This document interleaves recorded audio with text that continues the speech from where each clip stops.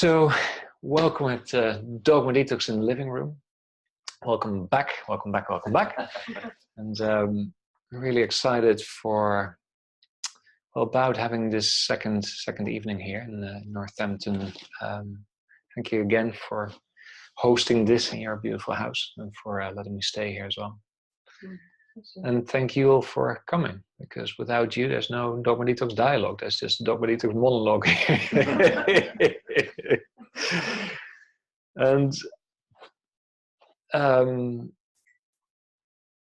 because of this kind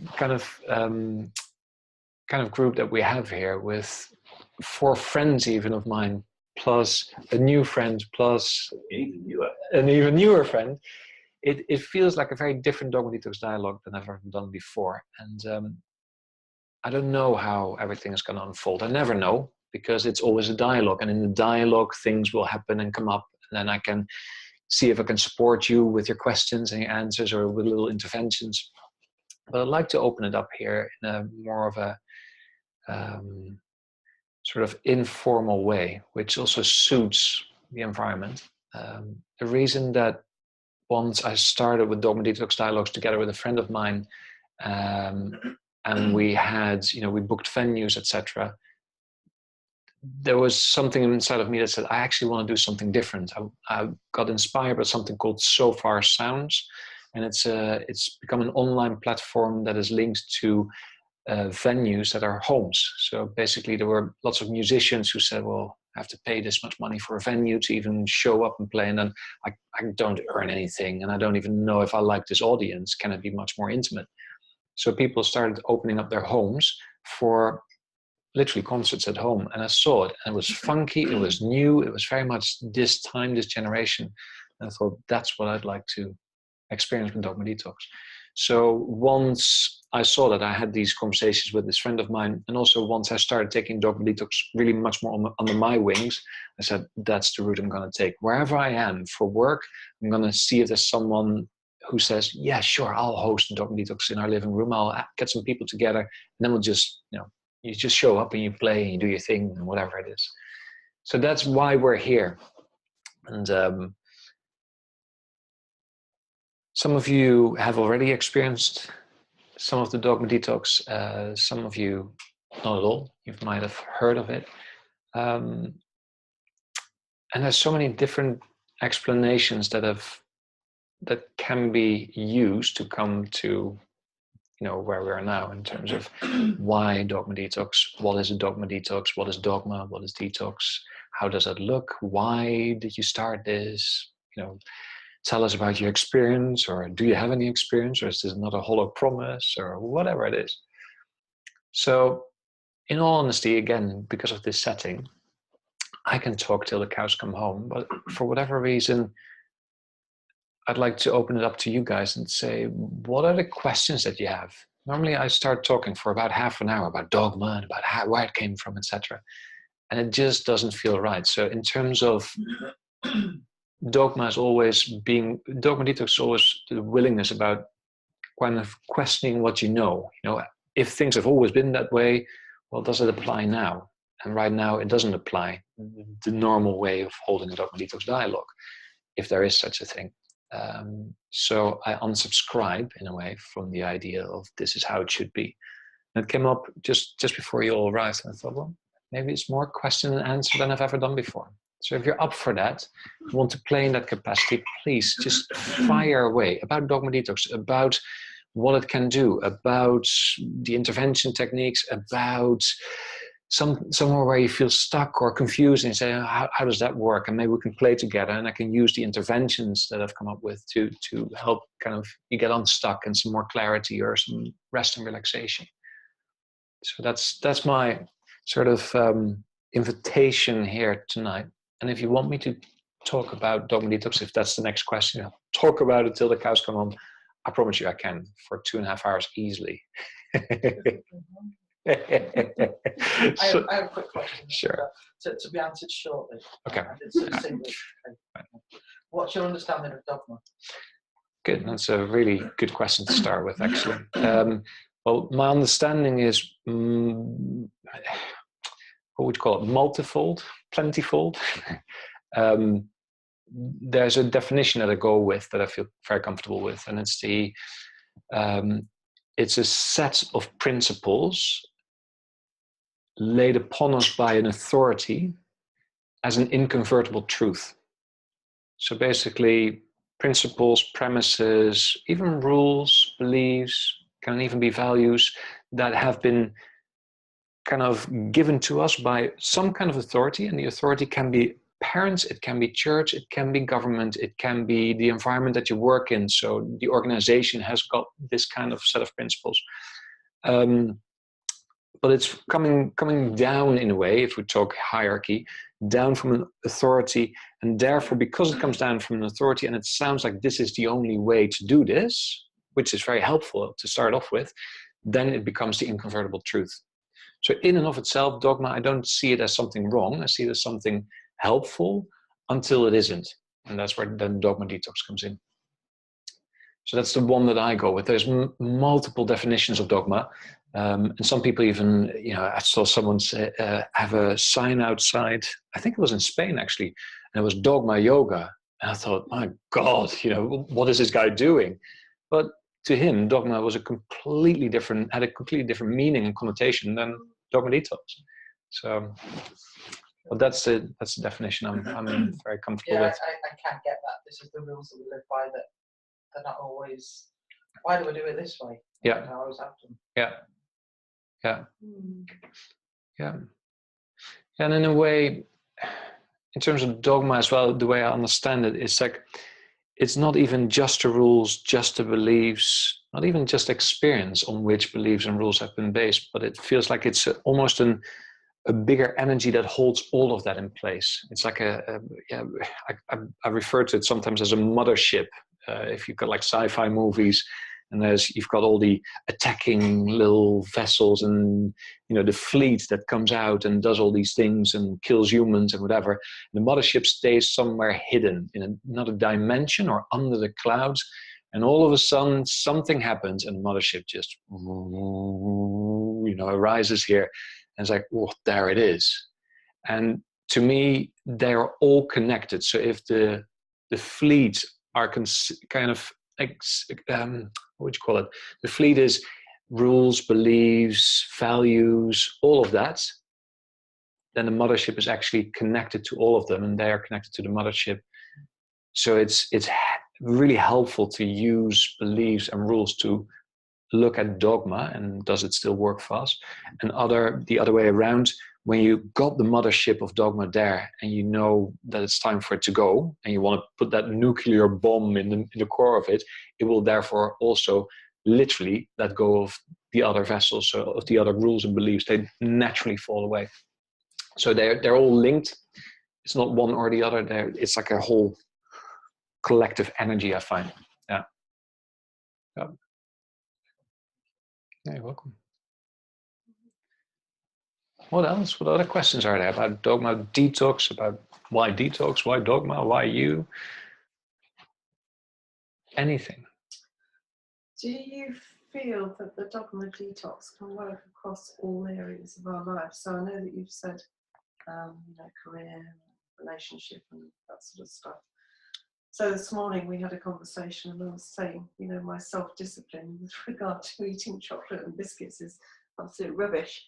Yeah. So in the way that hypnosis will target different things, do you believe that Dogma Detox can also do the same sort of thing if you get to the hook of something in a way that, in a different way to journey? But in all honesty, I don't know. That's the honest answer, because I'm still gaining experience as I go along. I can only speak there from the direct experiences I've had. And I think even yesterday I pointed out that I've been working with someone, funny enough, from Spain, from Oaxaca, and she was the one who couldn't get food down her throat. And Dogma Detox is the Dogma Detox is about perspectives, about looking at life in a different kind of way, because everything is changing. So it kind of rattles the cage of anything that feels like, oh, this is the only truth out there. which was a really helpful thing for me to do as well, because I've been living that way as well for a long time because of a personality blueprint. But there's also been interventions that have been born. So ways of working with people once they felt stuck, or once they felt confused or off track, or there's this sort of an impossibility that shows up. I'd like to change this, but I don't know how. And all the time kind of sitting on that swing in a way. And when Dogma Detox started, when literally the conversation started, Dogma Detox dialogue started, it was like, well, we don't know what we're going to do, but hey, let's have these questions, see where it goes. A bit like actually like today. And from that, all of a sudden, there was a playing happening through which the interventions started to get born. And actually, the first guinea pig was my wife, Claire, who was sort of stuck in this thing like, oh, for this kind of work, I need to earn more. This is just not right, blah, blah, blah. And it was the question like, do you want to change this? And there was this, yeah, of course I want to change this. Okay, let's see what happens here. And it's like, so I started asking questions, and the questions went deeper and deeper and deeper. And I was searching for this that was causing that sense of like, whoa, this is how it is. And once that came up, it was like, well, can you get released from that? Is there a way in which you can let go of that? I don't know how. And then a friend of mine, Joel, who was with me in the early stages of Dogma Detox, he said, well, maybe like you sort of unsubscribe from it. And I thought, wow, that's amazing, because I could see it. I'm very visual. So I saw how that would look and how you can give it a form, and how it became like a YouTube channel that you unsubscribe from, a newsletter that you unsubscribe from, because for a long time you've already thought, well, I'm done with this. But then the unsubscribe, actually I made it visual with a button, and I was like, what if you could metaphorically click on that button and then see what happens and just explore? Worst case scenario, nothing would happen with my wife. Best case scenario, she would actually find some change. And it was like a relaxation and an opening and I feel like I can actually ask for a pay rise, which, funny enough, the way she is, and some of you know her, she's not the kind of girl that does that very easily. She will always kind of hold back and whatever, and kind of grind her teeth a bit, and but it won't necessarily come up and out in terms of like, I think I deserve this. And funny enough, she didn't have to ask for it. It was literally an email that popped into her inbox. I think it was the next morning, like, oh, we've been talking here, and I think it's time for you to get a pay rise. I was like, oh, how interesting. Bottom line was, she felt nicer. She felt better. Can we do that process now? Yes.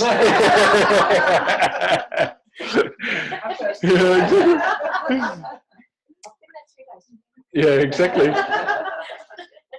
So that's how it got started. Just to explain, because it's Dogma Detox is a way of looking at things differently, but it's also interventions that are there to help people feel more kind of free, less restricted, unstuck, as if the wheels get into motion. Yesterday we had even the cogs, remember, and the cogs were moving, and that's how I've always seen it. Like I see these machine wheels, these cogs that all of a sudden get lubricated and they start turning again.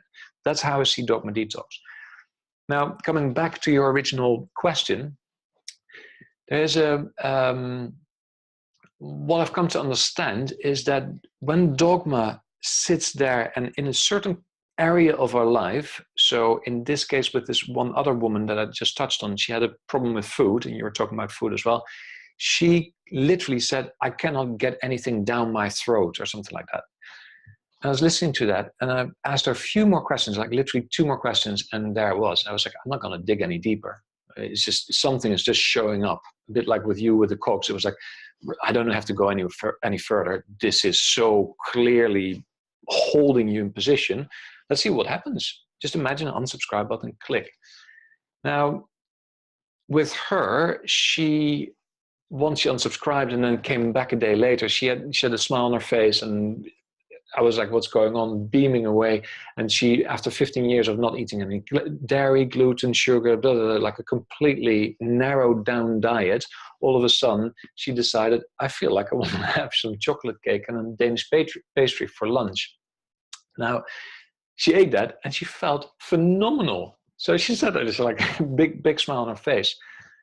Now, that in itself to me is like huge progress. I love that. But what is more important to me is that I know for a fact that that's not been the only restriction in life.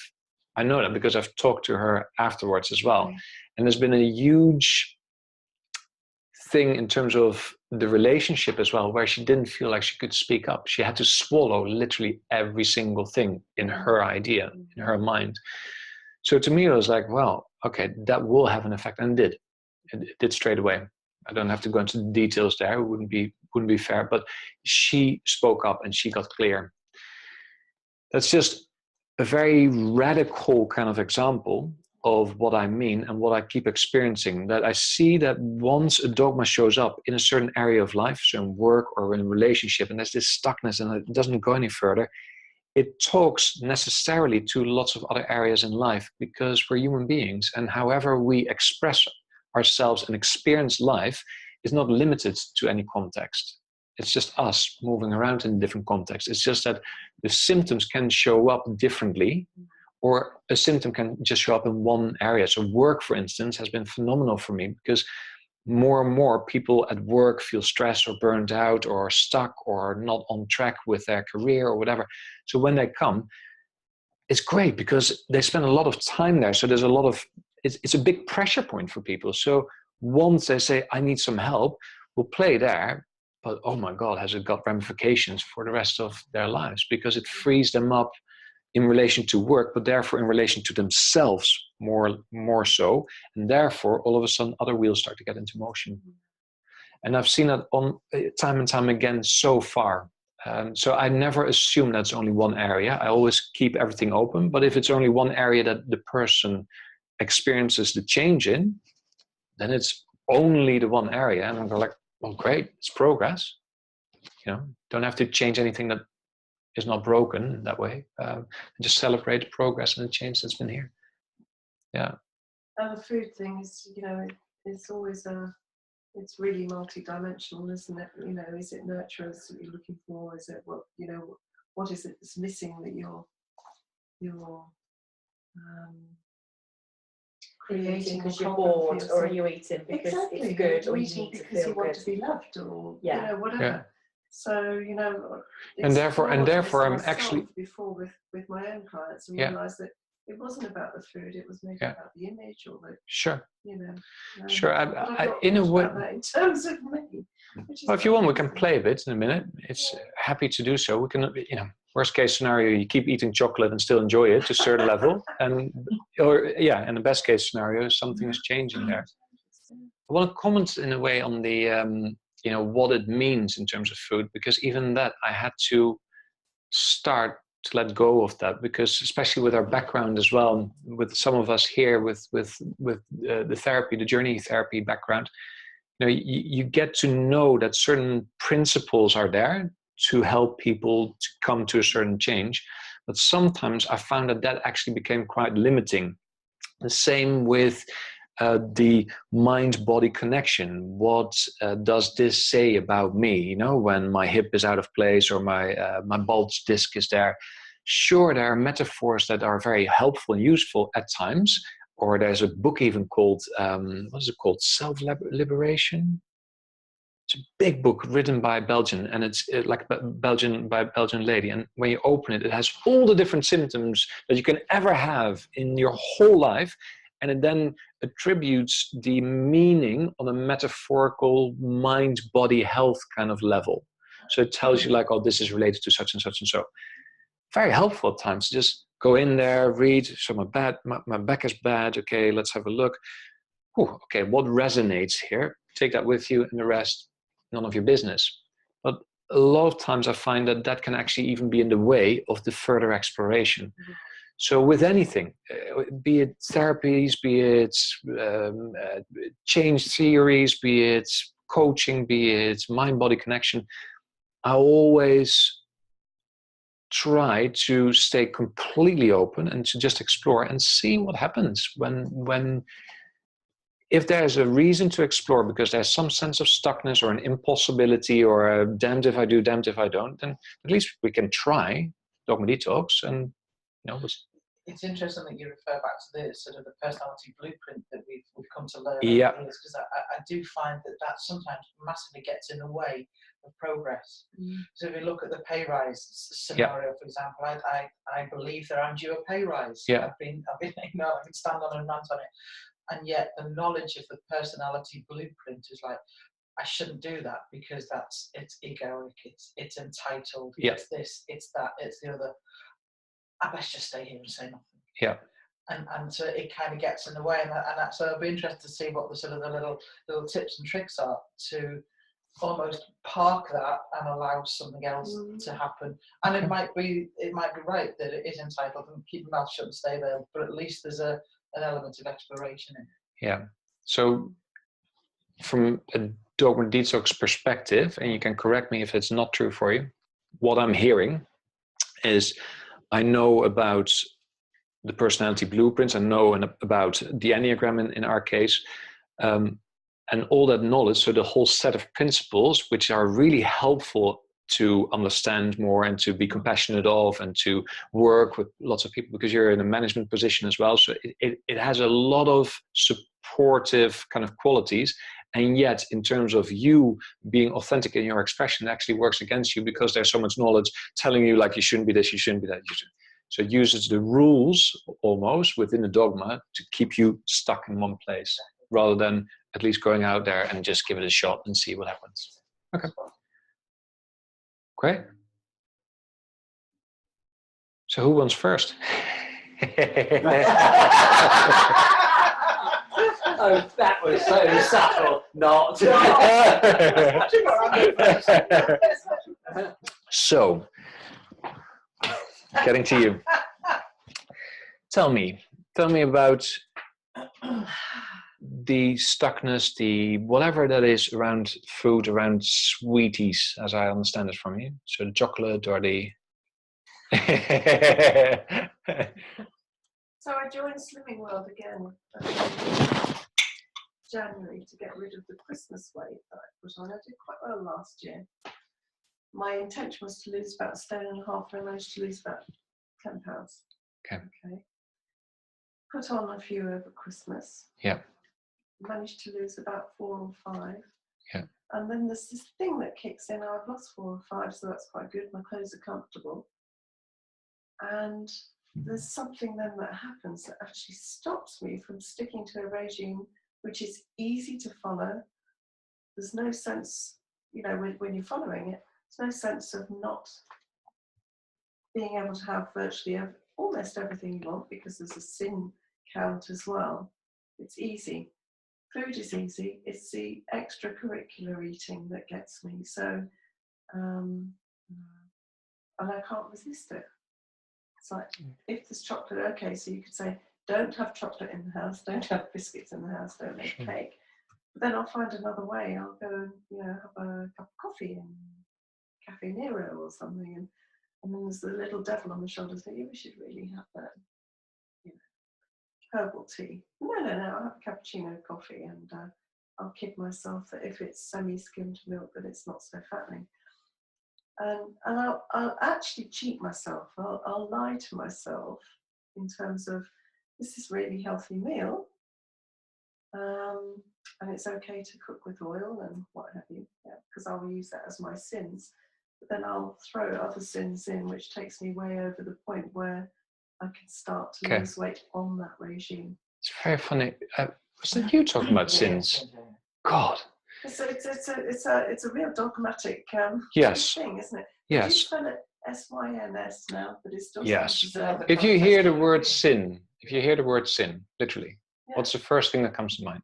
Yes. Okay. Does that work for you? No, probably not. I'm just going to go straight in there, because it's funny, because we talked about it for quite some time, and it comes up now. I'm listening to all the things, and and there's, it's hard to stick to the regime. But there's something good in what you're learning through that method of dieting, in a way. It's actually quite healthy. Yes. And yet there's something at some point going like, and it's like almost like a rebellion. Now, I don't know what it's like with you guys. I don't know if any of you go to church regularly. whenever I'm in church and it gets very serious, what's the first thing that starts to happen on the inside? Yes. It's like, whatever you do, don't giggle, keep your straight face, and it's like, you know, that to me is like a real, because again, that's you're not allowed. So it's a, you know, I shouldn't be, but I have to. I shouldn't be, but I have to giggle, right? In terms of, that's the dogmatic relationship with the word sin right there. So with the whole dietary experience, which you actually enjoy to a certain extent, and then all of a sudden something kicks in. Now the minute you said the word sin, I was like, oh God, well, okay, let's try this, okay? I don't know what happens. Equally, it can be wine or alcohol. Yeah. Anything addictive, really. Anything addictive, sugar. Yeah. And I don't drink. Anything that tastes good. Anything that tastes good. Anything that you think you're giving yourself a treat because you deserve it. So, you know, it's probably a whole load of... Let me ask you a question. Can you follow this diet program without the idea of sin? Would that be possible to you? Not in general, but to you. Would you be open to the possibility of still going with the rules, but leaving that idea of sin out? Yeah. Okay. Yeah. Okay. Good. Sin is anything addictive? Is that what you said? No, sins are your biscuits, your chocolate, a bit of extra oil that you might use, or you might choose to have a yogurt that's full fat as opposed to no fat. Okay. What did you say? Avocado. It's really high, isn't it? So it's just a case of or not a calorific count, but it's a count that works with that regime. So there are things that are perfectly healthy, like avocado, which are quite high. So if you build up those points on, it's a point system on that day. Point system, I get. Then you might not have so many other things, but you keep them to about 15. Sure. And then that does work very well. Okay. Yeah. Let's go with just sins, okay? We'll just go with that. First question. Does the idea of sins, as you just described it, does it work for you, or does it cause some stress on the system somewhere? It causes some stress on the system somewhere. Are you willing to let go of that, knowing that you can still stay subscribed to the dietary program as long as that works for you? Yeah. Okay, cool. Ready? I was going to say, should I go home now? Yeah. This is the reason I volunteered you first, because this is a mirror thing. So here's my invitation. If you want, you can play along. Okay, you can. Then I'll talk to her, but just close your eyes with it and just go with it. See what happens. As a matter of fact, I'm gonna just open it to both of you in that way. So closing your eyes. Now, before we do that, Jane, same questions to you. The idea sin in itself, as described by Fiona, because you might have a different relation to it, and yet we talked quite similarly, didn't we? Does that work for you, or does it cause some kind of stress? It causes stress. Okay. Are you willing to release it, knowing that you can still enjoy all the goodies of the dietary program as they work for you? Great. Closing your eyes. Closing your eyes. I'm just going to ask you to invite the word and then the whole energy of the sin within the dietary program, allowing all that energy, that whole dogmatic concept of sin to come to you, including all its beliefs, its rules, its values, all that it stands for and all that it holds. And just literally imagine that you literally draw it towards you as if you welcome that whole energy of sins.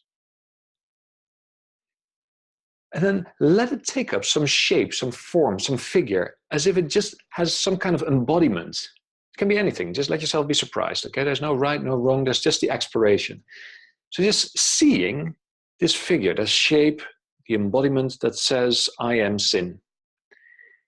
And then imagine that underneath, there is an unsubscribe button. And this is the kind of unsubscribe button that you know from newsletters, YouTube, anything like that. And there's a part of you that knows that once you click on this unsubscribe button, you automatically get released from this dogmatic idea that's called sins. So when you're ready, just see what happens when you click on that button. And just check what happens, if anything. Just feel, see, hear what is taking place.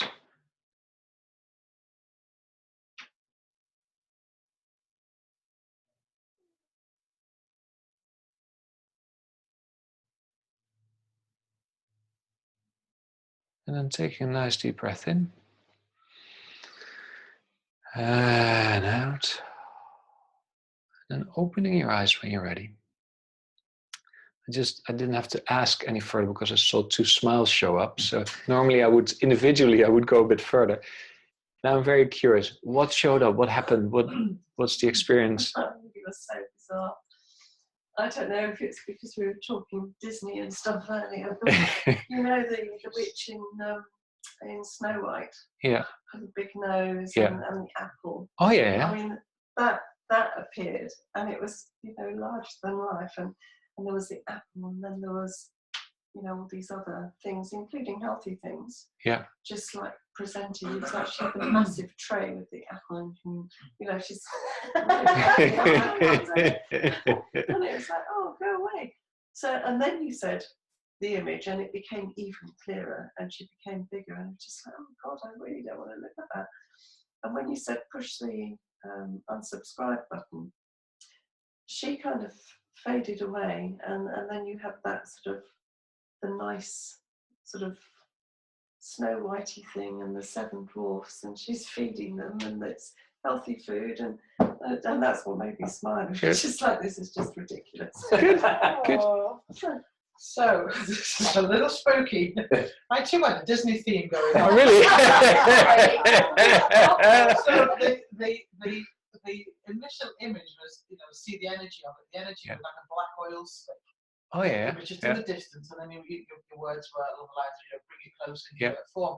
And out of that oil slick, it kind of came up, and it came up to Cruella de Vil. Oh yeah. And it was sort of Glenn Close from the film, Yeah. you know, and she stood there with a sort of long cigarette and a big sort of wooden staff, and the staff was on this box, and I'm thinking, what's the box? The unsubscribe thing. Huh? And she wasn't letting me anywhere near it. She wasn't letting me anywhere near this box. Yeah. She was on it, and he was like, just go ahead and click it. And I was like, it's over there. And she looked that way. You tricked her. Hit the button. And and then he sort of, it all of a sudden, from this dark black energy it just became light, and she became smaller and smaller and smaller, and the cloak that she had of the 101 Dalmatians just became running around puppies. Nice.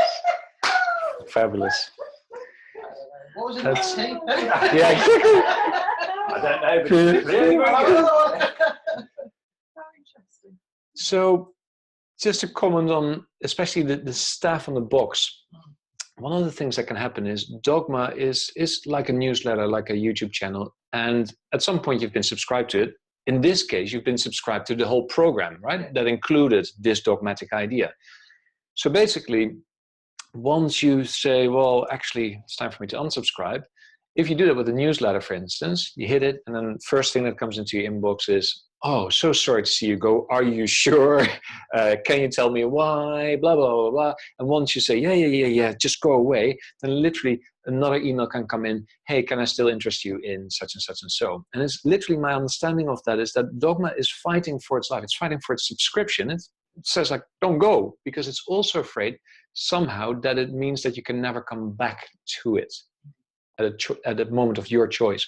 So we'll come up with all these different tricks. So that happens visually. I've heard people say like, I'm trying to punch even this bloody unsubscribe button, nothing happens, or the unsubscribe button moves away from me all the time. It was fabulous. I've heard people say, I'm like literally in bits, like I'm so done with this, I need something here. And then by the time it was the question, are you, is it causing you stress or relaxation? Well, actually, it's fine. I feel fine. But you just said, I never said that. So it fights back even in those kind of ways. Or do you want to unsubscribe from it? No. It's like, you just told me all the reasons. No. So just for you to be, so you understand the kind of the mechanism that can show up in that way. Tell me more about how you felt afterwards of what's here now. Just literally from a body perspective, in terms of even if you think even just about the original word sins, or about the dietary program. What's here? In my body, I mean, I can feel a buzzing going Okay. on, almost like excitement. It's like, I can do this now. Okay, cool. Yeah. Cool. Just, What do you mean you can do it now? I feel I won't be so tied into how many sins I'm allowed in a day. It feels I actually feel as though I won't be so biscuity, but that remains to be seen, doesn't it? Okay. So, Yeah. Well, the proof is in the. Not pudding. where I've been feeling, we've been on holiday and birthdays and all that sort of stuff, just got into such a bad habit, or bad habits. I actually feel as though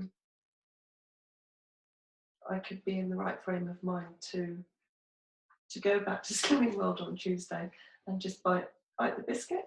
Okay. Just, Funny. Fascinating. to go with it. Food Good. oriented. How these expressions are food oriented. Okay, so So bit of I new just energy. feel it in the Good. pit of my stomach. And then just see what happens. Just Thank you. stay curious. Tell that witch to bugger off. Yeah. Leave Well, me she's gone already. How about you? Yeah, I'm not quite sure really. Good. Yeah, I don't know is the answer. It's like because I just chose to because the first thing for me when I signed up with it was this word sin. I'm like, I'm not having that. It just feels so negative. And what I did in my own mind when we started off the Slimming World thing was I made it clean eating. To me, Slimming World is about clean eating. Yeah. It's about taking the crap out of your diet and reverting back to how we used to eat, perhaps 30, 40 years ago. Yeah. Smaller portions, not processed food. Yeah. More out than less in kind of thing. So I kind of did that, but I do. You just cover your ears for a second. I do cheat with the sins. Yeah. You never know. There's only one or two. but I do. I'm like, and then you sort of you come down to your evening meal and I sort of think, let's put a bit of olive oil in it, forgetting that I've had that little bit of olive oil at lunchtime. Yeah. So I think it's more just being authentic with the what I'm eating. Yeah. And being a bit more truthful. Okay. It actually doesn't It's affect it's like anybody being else. truthful. It just affects you, and Yeah. then you feel guilty, and then you think, bugger it, I've blown it now. Yeah. So there's a point of no return, is it? So forget whatever else today. I'll start again tomorrow, and that tomorrow is what I've been stuck in. Yeah. The other thing that I did do when I first started doing it is looking at the calorie value. I know we're supposed to count calories, and they've all got again negative connotations for calories. Yeah. But when I started doing a lot more, stepping up the exercise, I'm like, okay, so if I eat a Twix or a Snicker bar or something, there's 300 calories in that. That for me is a 40-minute hard run. Yeah. And that hurts. Yeah. So in order for me to sit and eat this Twix, fewer calories in a Twix, but if I'm going to eat that, I need to do half an hour exercise just to burn off that. Is that really worth it? Yeah. No.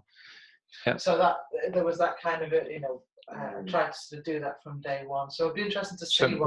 So that sounds like a really healthy set of principles that you have there. So you created your own set of principles within the set of principles that is the program. Yeah.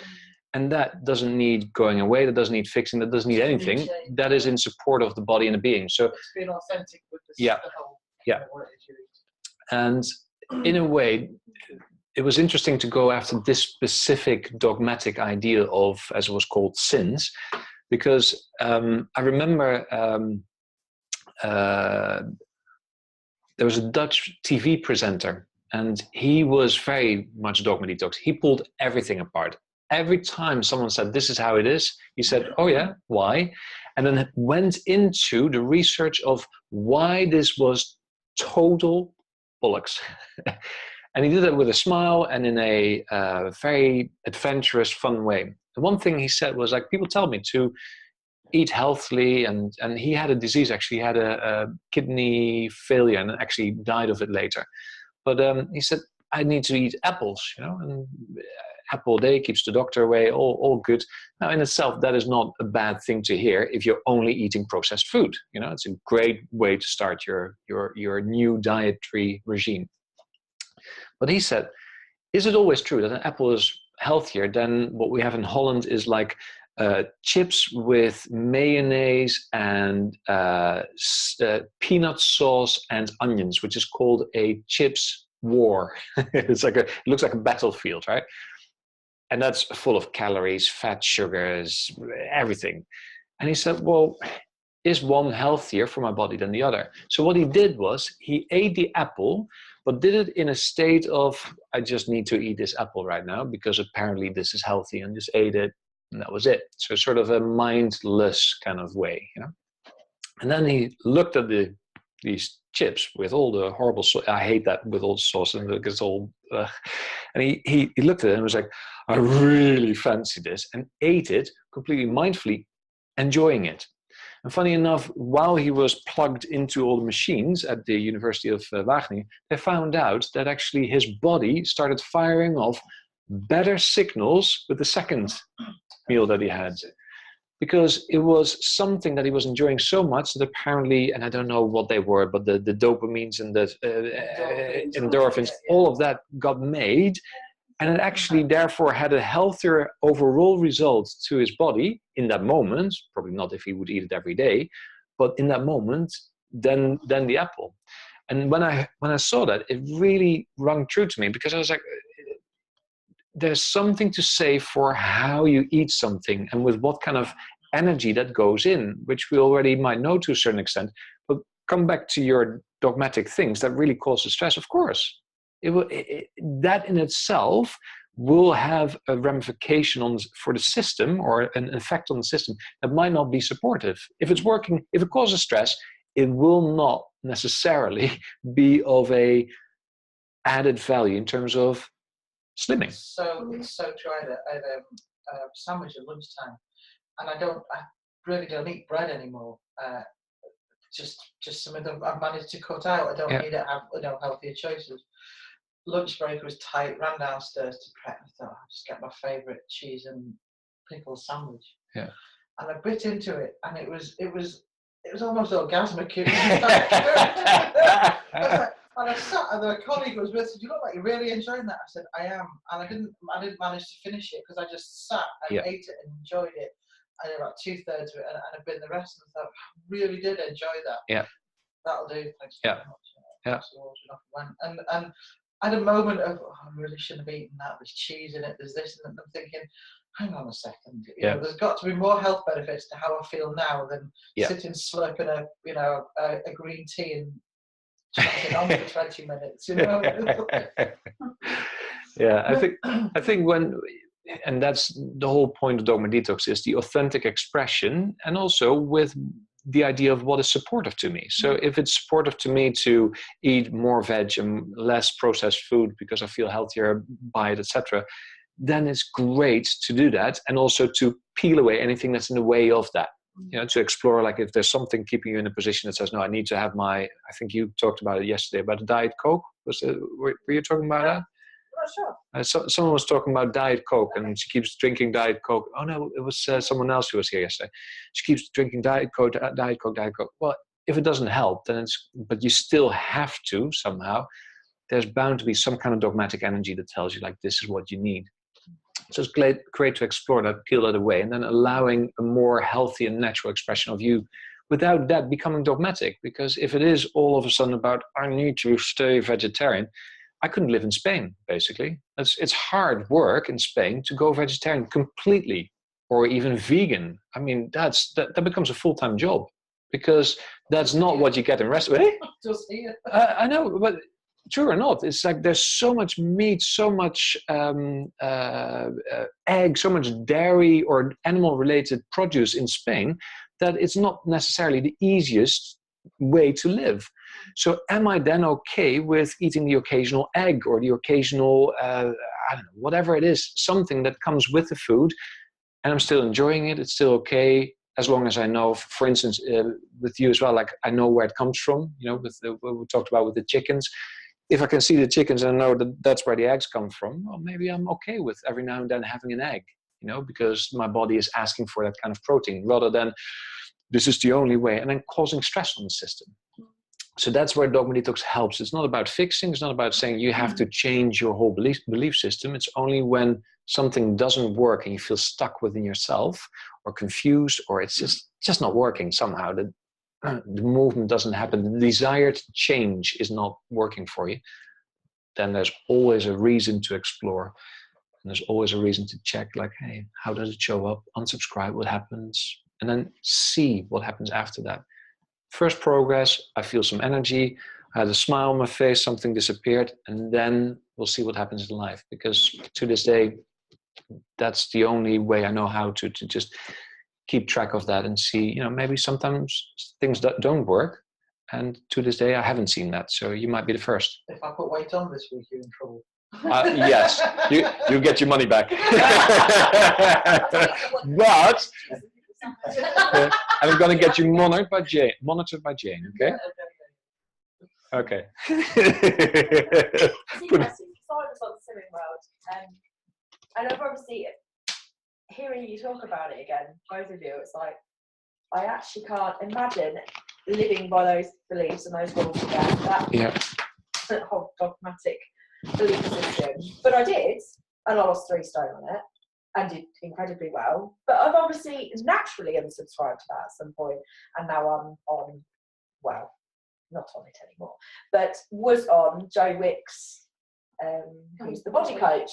Yeah, but it's backwards, because now I'm being taught to eat the olives, use olive oil, it's healthy fat, to eat chorizo, healthy fats, eat avocado, healthy fats, get your eggs, your protein. It's like completely backwards, yet it still works. But it's a completely different set of principles. Yeah. It's just interesting how to think that, just a few years down the line, I've obviously naturally unsubscribed. Yeah. And subscribe just to something else instead. But so it's still really about healthy eating, but a lot more about exercise. Okay. A lot more. But it fits. So that's where Dogma Detox was born, because I found that literally a lot of people came to me for coaching and therapy or seminars. They literally, once I started exploring with her, it's like that we don't know anymore what we need to subscribe to, what we need to take on board, because this expert says this expert said that, and we're living in a very much in it's like an era of expertise, because we're having the internet now, so a lot of expertise is coming our way. We've got access to so much knowledge and experience, and therefore expertise. But the expertise is, by definition, always very and their personal experiences translated into this is the theory, which is true in a certain way for Dogma Detox, right? It's just that with that, it becomes this is the formula to go by. Now, that can be at that point very helpful until it isn't, because it doesn't seem to work completely. So then you want to reach out to additional information, but that additional information doesn't say this is complementary to that. It says, here's the new one, this is what you should be doing. Before you know it, you've got this whole mushroom, to stay with food, but this whole mushroom of ideas being fired at you, and you all claim this is the one truth. And that can be very confusing. And it's like, now what? And you try to get a glimpse of that actual truth that's out there. Now, the truth is that probably all of them are true, because they've all worked for at least one individual who started believing in it and then started broadcasting it. But does it work for you? And that's the hard part, where all of a sudden we get kind of, it's like we get buried underneath this whole heavy weight of this is how you should do it, that's how you should do it, this is the truth, that is the truth. And all of a sudden it's like there's no breathing space and no natural coming back to, this works for me, I'll try this. And by the way, that kind of theory sounds like I'll pick a few things from that, nice cherries on that tree, I'll use that because that feels aligned with who I am and how I want to be in life. So that's taking me 3 children to do that as well, parenting. Yeah, same thing. Child, I finally went. Yeah, you got attachment parenting, non-attachment parenting. You got homeschooling, no, keep them in the system. You got, oh my God. It's a minefield. Yeah, it is. punish them? No, communicate with them. Ask them what they meant by it. Even if they're 2 or 3 years old, they haven't got a voice. Well, let them draw, but I don't like drawing. What do I do now? It's like ongoing. And that's, on one hand, we've got the benefit of this age where we are so interconnected. So therefore, there is so much available. And you Google search today something. Yeah. Google, yeah. So you Google search, Google a lot. and instantly you got access to a lot of knowledge. It's just how to fish out the things that are relevant to me. My daughter probably believes that water in the water. Well, she will believe now that it's when there's dinosaurs. Yeah, because there's an image of water on the water with a dinosaur on a bridge, and that's what she saw. So that's the place where the dinosaurs are. My poor daughter. That's, it goes even further. I just got a message from someone who reached out and said, I would like to have some therapy sessions with you. And said, okay, tell me what's going on. And she had a similar thing to my mom. She had a breast tumor being uncovered in her one of her breasts anyway. And the doctor had said to her, okay, that needs to come off 3 weeks. In 3 weeks' time, the whole breast gets removed. And this woman had exactly the same thing. And my mom, when it happened to her, that was exactly the time where I think Charlie was born or was to be born. And literally when Charlie was born, then my mom was in our kitchen and she was all over the shop because she needed to get us off her chest. Yeah, that's a bit of an awkward way of saying it, but she needed to speak out loud about, what was going on in her life because she hadn't told us, because she didn't want to ruin our beautiful time with our girl, right? So then she talked about it and said, it needs to be removed in 3 weeks. And she was in bits, of course. And I said, so did you get a second opinion? No. I said, is it life-threatening? I don't know. I said, and you've already made the appointment to go and get it chopped off? And she was like, yeah. And I said, I don't think so. Now, bearing in mind, she's already pretty much gluten-free. She wasn't dairy-free, but definitely vegetarian, hardly any alcohol, if any, no smoking, very much into exercise for years, So the chance of her dying there on the spot and is life-threatening is already quite minimal. And she knows that there's ways to at least explore, like what else is possible here instead of having it chopped off, because she's also a food reflexologist, a journey therapist, a sport massage therapist, a dietitian, it was on and on, okay? But the authority had told her, off, gone with that thing. And she believed it. That was her way of thinking, well, they will know this is the truth. So she said, well, I can't ask for a second opinion. I said, what is the best hospital in Holland? Well, this and this and that. I said, I wonder if there's someone who who might have links there. And she said, well, I can actually call one of our old friends who is a retired doctor, but I know that he's got links there. So what at least you can do is at least call, So here, call. So she called him, and they had a chat when she was back in Holland. And he said, you know what, I'm going to ring this one surgeon. She's like one of the top surgeons in Holland. So he rang, and of course the message was, well, there's a whole waiting list, but I can put it on the waiting list, and you never know, maybe at some point someone will lose the appointment, cancel the appointment, and then she can be sort of slotted in. Sure enough, a week later, phone rings. Yes, you can come for a consultation with surgeon so-and-so. So my mum shows up at this famous hospital there, sits across this surgeon after a week of, literally a week after that phone call. And it's like, well, this is a situation. And she gets the scans and whatever. And this woman says, it's not life-threatening. It doesn't have to come off. We can probably look at a breast-saving operation. But what do you want? And I thought, I like that woman. Because basically, she gave the authority back to my mum, or at least be co-creative and co-authoritative in it. And my mum said, well, I'd like to try different things. And she did, because one of the things that I said in our conversation prior to that as well, I was like, I said a bit rude. I said, Mum, maybe it's also a bit of a wake-up call, because basically what she said, like, oh, and then I'm in hospital and I cannot be there for your girl, I cannot be there for you, I cannot be there for your sister because there's that and that happening. I said, just stop, really stop. I said, you've got my permission to not be my mum, to not be a grandmother, to not be anyone other than you. And if it means that you want to even divorce dad, they're happily married, with their ups and downs, but they're good together. So you want to divorce dad and you want to join a cult and you want to sleep with 60 men per night, you've got my blessing. And she looked and she got these innocent brown eyes and they were even bigger, like that. I said, basically, just get real. If this was your last couple of months on this planet, how would you deal with it? What is it that you really want to do instead of what you should be doing? Because it doesn't work anymore. And it doesn't work for me. It doesn't work for Claire. It won't work for our daughter. It definitely doesn't work for you. And that came then when she got the permission from the surgeon to look at what do you want. That was when she started thinking, how do I want to live my life from here onwards? And she joined a meditation group with like a Buddhist circle. And she loved it because it was chanting and meditation. And she loved mantras. She's always had a love for mantras. Until one of the Buddhists came up to her and said, well, it's nice that you've been here now week after week after week, but it's time for you to start reading the scriptures. And my mom was like, oh, and her initial inclination was to say, okay, so where do I start? And then she got stopped in her tracks somehow. She said, like, it was something switched.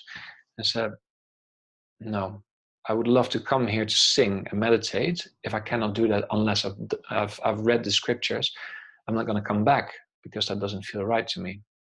And then the monk listened to her and said, well, it is very important for us and for you. And she said, no, I'll tell you what's important for me. And this is what's important for me. And sorry, thank you so much for your kind welcoming me into this group, but that will be it. So she left that. She then started looking also at food and the ways to treat her body. And she went from raw juices to pure raw vegetables, which both didn't work for her. Her body went into shock, which is a good thing to hear because I've seen people heal with that kind of diet from cancer. But she read it, she tried it, and it did the complete opposite. So she then got to a dietary specialist who was specialized in Ayurvedic food and nutrition, and said to her, like, this is your disposition, but let's look at what else suits you and what doesn't suit you. So it's not like this rigid menu for you, but we try this, we try that for a week, we see how the body responds. And it made this custom designed sort of menu for her, what was on the menu anyway. So that worked really well for her, and it allowed her body to become very wholesome. And she started shining through her eyes, and her skin started changing as well.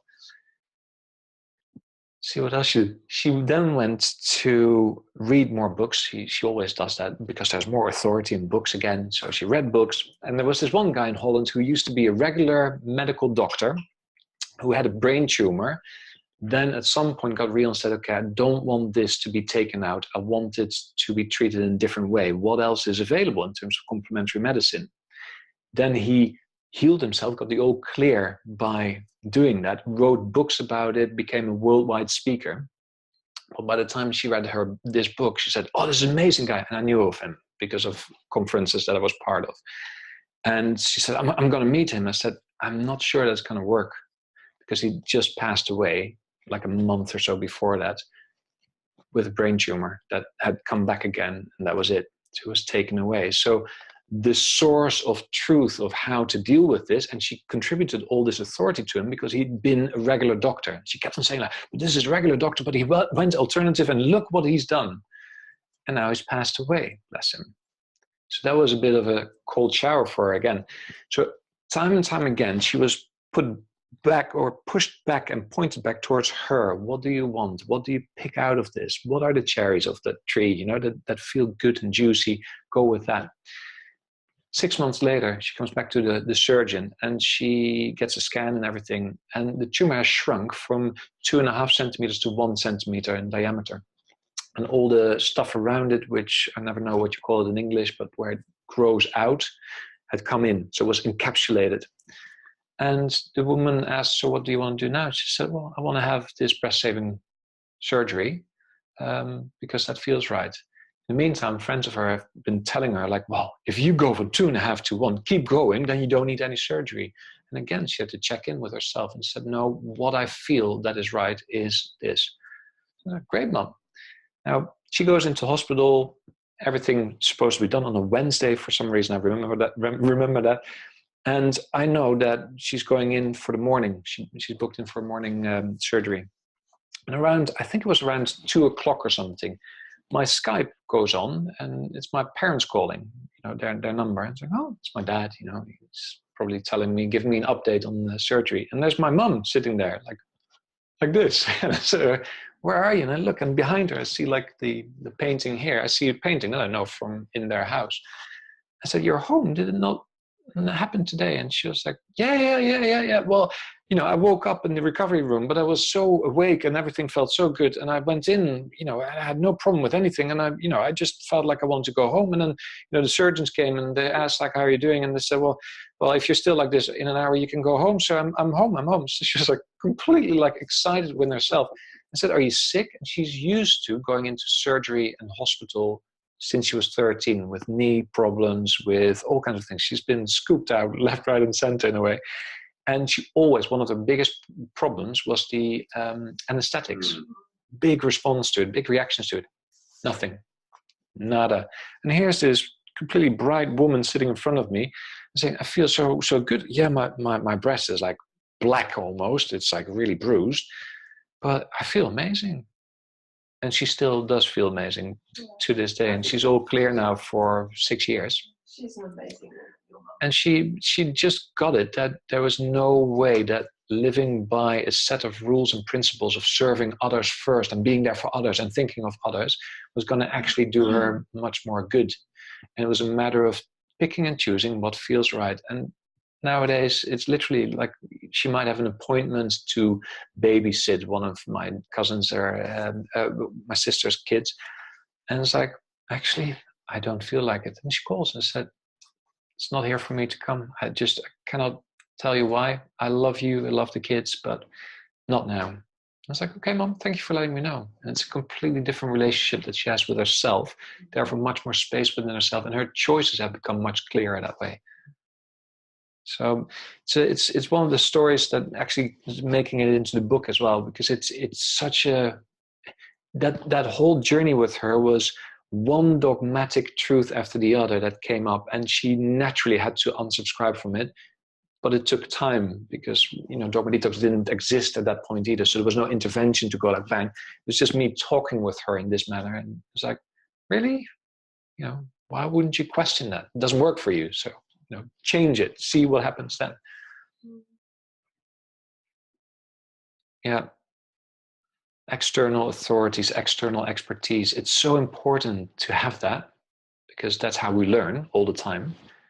And yet it can sometimes be very counterproductive in terms of how we want to experience life and express ourselves in life as our unique true beings. Because close to home at the moment. Close to home at the moment. Literally just had what I messaged you, didn't I, to tell you, but I literally just had a lump found in my breast. So okay. I have an appointment on 8th of May to discover what that is. Okay. So, scary stuff. Sure. I've never experienced anything like it before, so but it's interesting because I am the type of person that would question everything. Yeah. I wouldn't have anyone say, this is what you're doing. I would always go, but there must be 100 other ways. So okay. I'm pretty sure I'll be good. Good. Close to home. But it shocked me. It's made me live a little different, I think, because at first I was like, wow, like you see it all the time. In 3 months' time, I might not be here. You never know. And it's like changed my relationship with my family completely. I'm like stuff everyone else at the moment. And like right now, my daughter's up at 4 o'clock in the morning, but that's great. Here I am. Yeah. All right. Need a cuddle. I normally I'd be like, oh, I've got work. Yeah. Can you just go down to sleep, please? But no. And my husband's like, I'm studying really hard. I'm like, it's great. Yeah, I've got the kids, I've got stuff. Just do what you need to do. So everything's kind of, I don't know, set. I don't know. It's changed me definitely. Okay. But yeah, what happens is yet to be seen. Okay.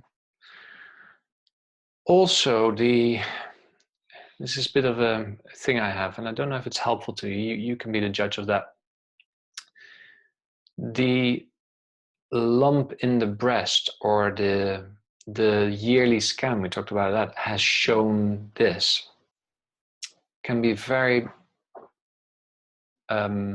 fear infusing and stress causing. Therefore, in itself, it can actually carry that whole dogmatic energy with it, where it says this is what it means.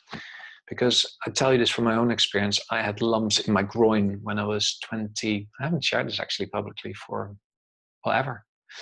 Lumps in my groin when I was 22. So much as my husband. Okay, and they were big fuckers, excuse my language. Okay, and I was like, yeah, he was good. yeah, and I was like, what's going on? I'm too young to die, and all of that came up, and went to different doctors, got second opinion, funny enough, as well, because I was like, I'm not going to be told. I was a student at that time as well, Oxbridge, so I know better, blah, blah, blah. So, what from one to the other. And they all said, well, there's definitely lumps in your thing. And I couldn't sit straight. I couldn't, they were always in the way. And I could feel it with lovemaking, with everything. So in the end, it was like, you have to get a scan. And the problem was that everyone I talked to said a lump, we have to rule out that it is, and then the big C word shows up already, and it's like, fuck, we don't even know what's going on, and it's already been laden with that energy, like it might mean such and so. And I didn't know what to do, in all honesty. I literally didn't, because I didn't know if I wanted to believe that or not, but I felt the pressure of that, as where all I had was lumps in my groin and they hurt and I want to get it fixed. I want to do something about it, but tell me what they are. But already I've been told it might be, and had my scan, and funny enough, for whatever reason, nothing showed up on that scan. Nada. To this day, I don't know why, but what it did to me was, I was like, I'm not going to be told. I'm not going to be told anything about my health without me knowing exactly how and what. I'm not going to be told what this means unless I know 100% sure that this is what it means. I'm willing to explore, I'm willing to listen, but I'm not taking on board anything that's not supportive of my next steps. Okay.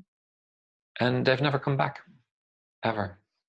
I don't know how that's related, what the miracle is in that. I don't know. They were, to this day, I don't understand how that can work. None of your business, isn't it? Yes, and that's in the end very true. None of my business why and how. What came out of it was very clear. And in a way, it will be very helpful for a collective unsubscribe, because cancer has become such a big thing, but it's like, it's so fear-induced or infused now. Like the minute something is there, oh, what if it's cancer? Because that's what we hear. That's what gets kind of spread as the expert theories about it. Luckily, there's other expert theories showing up as well that show that there's not one cancer anyway, and that there's ways to treat cancer even with bloody bicarbonate soda. They've had amazing results with it. I met the guy who actually did that. At first I was like, you're just full of shit. And then the results were there. And I was like, wow, okay. So, but not for every kind of cancer. So, because there's not one cancer. As a matter of fact, cancer has become this global sort of word, a collective dogmatic idea that shows up in all these different forms, and we all get afraid of it straight away. And that's just not helpful. No, I suppose it's lumbering a lot of diseases into one thing. So if someone said everybody gets a disease at some point and they're going to die from it, you'd be petrified, wouldn't you? Yeah. The likelihood is most of us are going to get some kind of disease. Actually dying naturally nowadays is quite slim. I don't know. Yeah, I don't know. But it looks like we've collectively been subscribing more and more and more to the idea that this is a disease and then there is death. That's where before we didn't have those ideas. So it was helpful to have research showing up and saying, hey, it's this and that, and therefore maybe there's some medication. but before we just didn't have it, so people just died. It's like, I miss them, and that's it. Absolutely spot on. My grandfather passed away millions of years ago with cancer. My father did the same, and his brother, who is one of life's miseries, oh well, that's it now. I'm going to get it. Yeah. I'm going to get it, and he did. Yeah. And the three of them are not connected in any way at all. Three different types of it. I'm going to get it. And his two boys, his two sons. Not good for me, then, is it? You don't have to believe his beliefs. Yeah. He's withheld and held on to this belief that because his father and his elder brother have died of two non-related illnesses, you call them what you like, label them what you like, that he's now got something, and he has. He's totally brought that on himself. I'm a big believer that the energy within that, he's brought that on himself. You do not have to buy into that story. Thank God for that. Yeah. And everyone's fine. We just leave them to just go do their own thing. Like, you don't have to buy into it. And I remember saying to an oncologist years ago, what if when you give someone that diagnosis, that actually it was a token of another 10 years healthy life? Yeah. What if it didn't mean that was the end of the line? Like, stop the negative things. So I have full trust that all will be well. Yeah, I had a breast lump. I'd even forgotten about it. 1998. Checked up on over a period of time, and eventually seems to have disappeared. I think what shocked me the most was I breastfed my youngest daughter for quite a long time. And great, brilliant, was so pleased, never did it with the other two. Such a lovely experience, wonderful. Worked for her, didn't work for the others, whatever. So, it was great for us. My parenting finally got good. Or was right for me the third time. It feels right. And I was like, okay, we stopped. Okay, things have slightly changed. Did that happen before or did that happen after? Just changing shape. And I was like, I'm not really comfortable with this. And so I left it. And I left it. And I left it. And I was like, something not quite right here. And then went to the doctors and they was like, not really happy with this. There's a change in shape, but finished breastfeeding. Is it just that? Or just tell me it's just that. She's like, oh, we have to examine you. That's fine. She's great, brilliant. And then she's like, there's actually a lump here. So I think initially it was like, right, okay, I know how to check myself, and I've checked myself, and I have found the lump since as well. And I was like, how did I miss that? So almost like angry with myself, like, why did I not find that? Like, annoyed. And I think like, husband, like, can you feel this? It's not just me, is it? She's definitely felt, yeah, he can find it too. Great, okay, brilliant. But yeah, I think more, it's a shock. But even she was like, please don't get worried. I know you're going to get anxious, because obviously they know all about my anxiety. Knew about my anxiety. Let's go. Nice. Good girl. Nice. Girl. He got rid of my anxiety last time. Well, Yeah. yeah, exactly. Just like that. It's good, that. Yeah. Yeah, just turned it off. I turned it off. And yeah, so I think more shock, bizarre. Today, I want to update on today. This morning, honestly, it should have been an anxiety-fueled day for me, and nothing, literally. So had to get there within limited time today, was late, traffic was busy, nothing. Be fine, get there when I get there. That was mine in the moment. I'll be there when I'm there. If I miss the coach, it's fine. It's just not meant to be. Got there, having to move elderly people in wheelchairs, and they've never done before, getting them on a blimmin' tail lift up a side of a coach. Should have all been very anxiety filled. Driving somewhere I've never been before, again, anxieties would have been there. Going around a place, with someone I have to care for, not knowing where the toilets are, where we're going to eat, all really, really anxiety filled. Got home late, 45-minute journey home. Hubby's got to start college at 6. I've got to get off, nothing, just absolutely nothing. I literally feel like I've just turned it off. Good. Bizarre. Good. I'm fascinated to know how it works for but others I really am. You've got to recognise us next time you see us, won't be like. What is it, Slimmer of the Year? We're fighting for it. Cool. So how are you in relation to what you talked about previously in terms of the lump? Are you okay with just being as you are, or is there something there or not? I think it's probably just my body winding down after 3 years of bloody hard work. Okay. And it's worked hard. Okay. My body's worked hard. And it probably is, I don't know, fatty lump, glands, blots, something. But at the moment, therefore, nothing to explore in terms of Dogma Detox. Good. Yeah. No, I think good. I should get my results, and it might be in touch after the 8th. Okay, cool. Of May. But yeah, that's always. I'm kind of definitely. I just need to go with the flow, and it was because it's supposed to be a 2-week appointment, and they've gone like it'll be 4 weeks by the time the appointment comes. So that has made me angry about that. So I'm like, yeah, that's hospital, so we'll just let that go. And I'm sure if it was something that was urgent, yeah, I don't know. Is there anything you can do around it? Only if you want. I'm obviously feeling stuck about it, but I don't know whether there's actually anything we can do to clear that until I've actually had the appointment. You can tell me.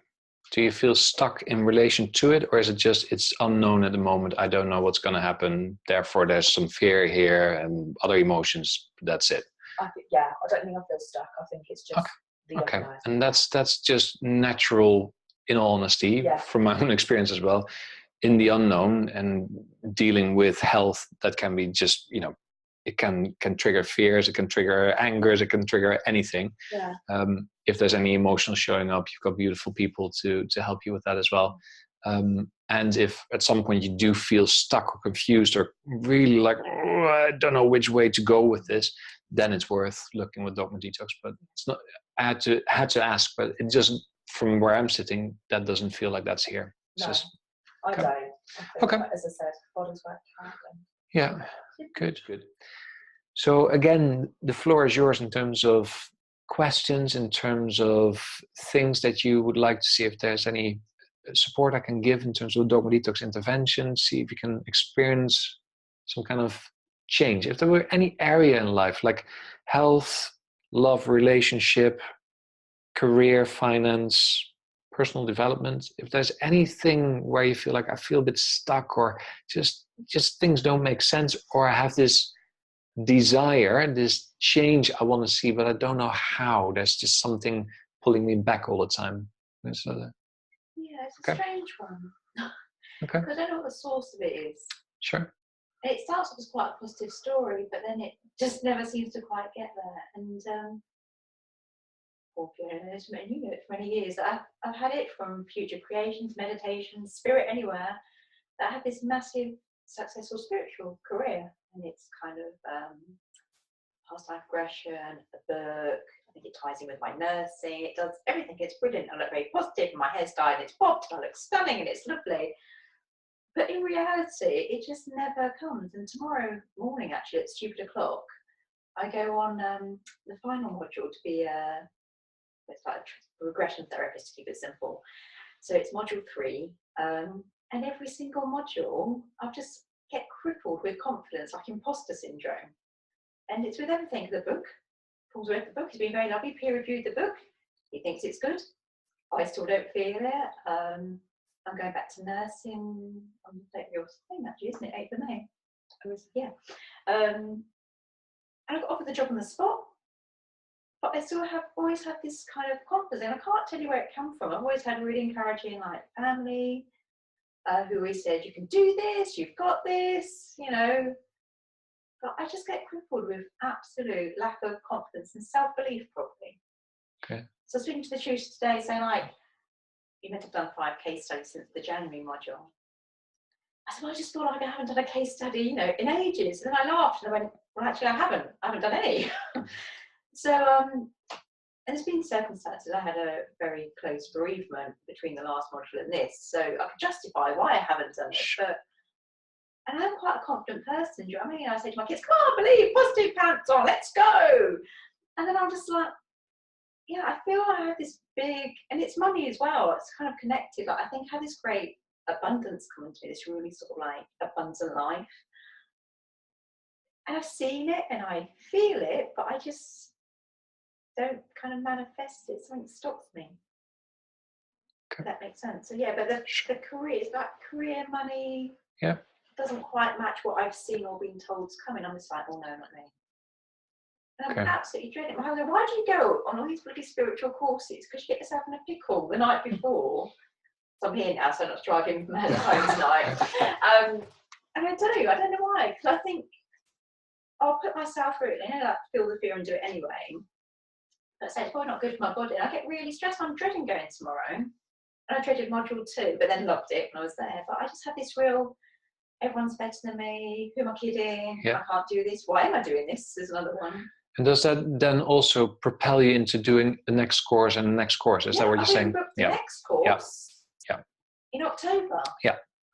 Okay. After saying I'm definitely not doing it. I said, while I'm on transferring the money, I'll book the next one. Yeah. And in my head, excuse my language, I thought, what the fuck are you doing, woman? Do you know what I mean? Yeah. You're putting yourself about tomorrow. Let's book it for October. Yeah. You could have been out of it, Shelley, by then. Do you know what I mean? But I booked in for the next course he's running. Yeah. Yeah. Yeah.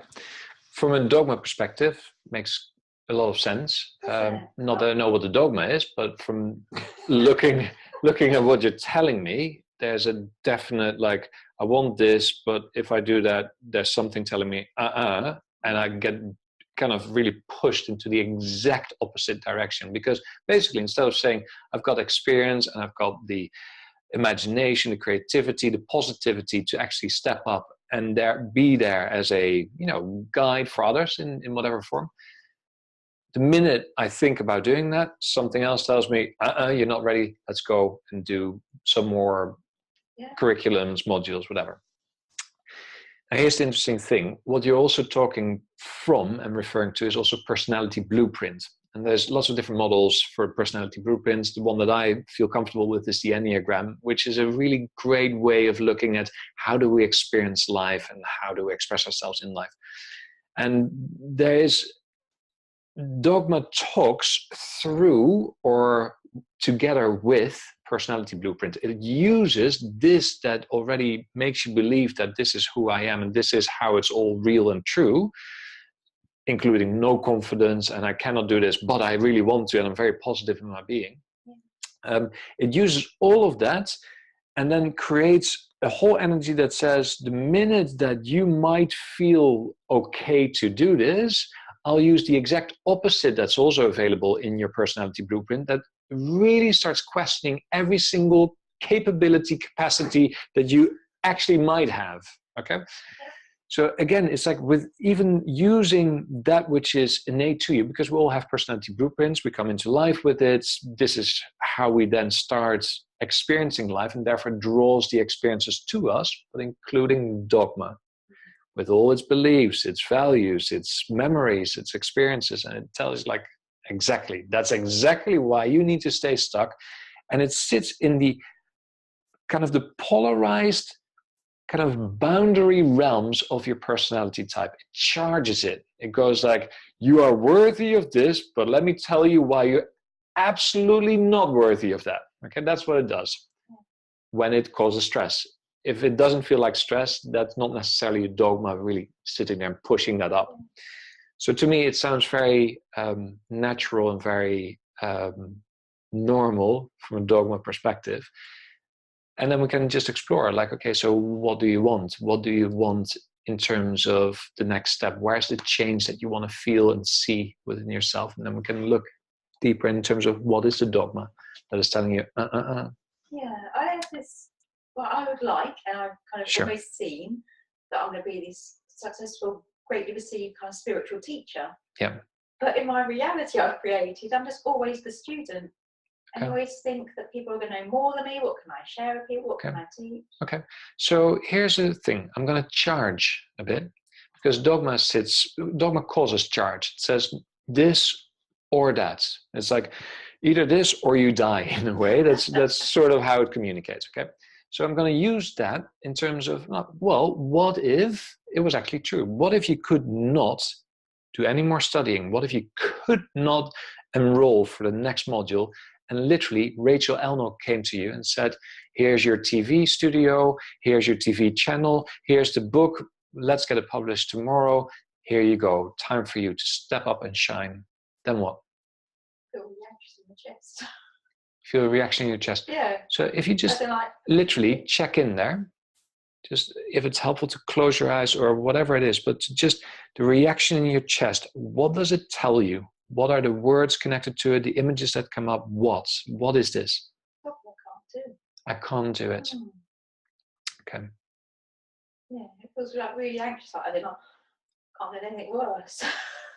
Can't think of anything worse. It's really dark because what I'd like to do. Here, this is beautiful dogma. Okay, so you hear what you would love to do. Yeah. But there's something telling her, I cannot. Actually, I don't even want to. But I do. But I don't. I don't. Right? That. Okay. Yeah, it feels wrong with my chest. That's like, why would you want that? But okay. I do. Okay. I think now I'm questioning it. And that's Dogma, who then throws a few more decoys, blanks, flares to take the. Okay. So there's a Dogma telling you that somehow that's not okay for you. Okay, that desired change is not yours. There's some kind of safety in staying put and doing exactly that same thing over and over and over again. So the minute we charge it and say, well, what if it's already happening? That change, it's already here. Then it starts to literally kind of open up any kind of register, any kind of drawer, pull out all its tricks, all the things that it has to tell you, like, no, please stay with me. Okay, so that's why the confusion shows up, and don't do that. Okay.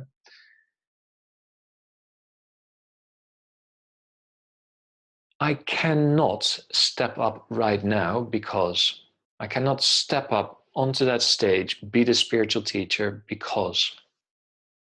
What do I know? But I know loads. It's this whole thing. Okay. What do I know? It's like bloody loads. You're always on courses. Okay. Like tonight, before I go on a course, I'm on a course. Okay. Yeah. But I question what I know. Do I know? Okay.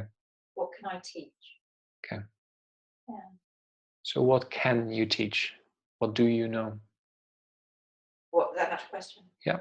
Probably like Reiki, healing, palliative care is my big background. Okay.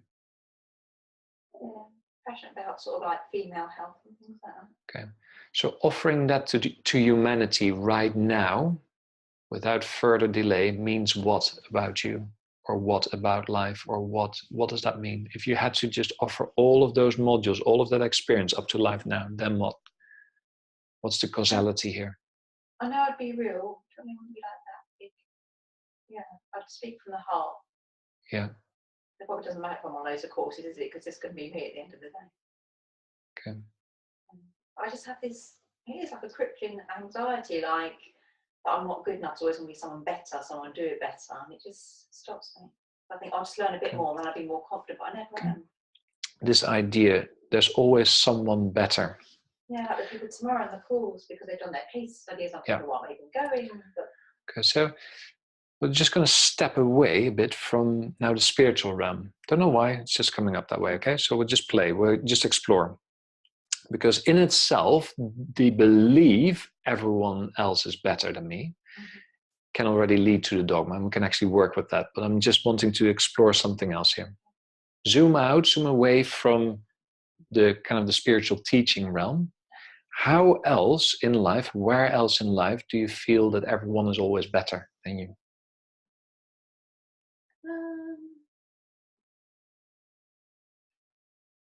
Parenting. Okay. But I think also the way I was raised by my parents, do you know what I mean? My mum had me when she was very, she thought she was very young. So then I suppose I've been brought up, and she always says, like, well, I could have done that. I haven't had you when I was 19, 20, whatever she was. So all my life, whenever I've done something, be it spiritual, academic, I was always like, I could have done that. I was going to do that. I've been told I'm going to do that, and that's all I've ever had. So we don't have a brilliant relationship, but we do talk. So what are the sentences that put the most pressure on you? Because I hear, I could have done that. What else?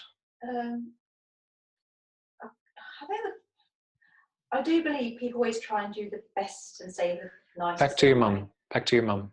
Yeah. What are the sentences that have come in over those years the hardest? What has landed the hardest? What is the word? What are the words that you keep hearing? So I could have done that. Yeah, you know. she projects kind of, I could have done that, I was going to do that. But it's actually, it doesn't make much sense. But she always says to me, I knew you could do it, you can do it.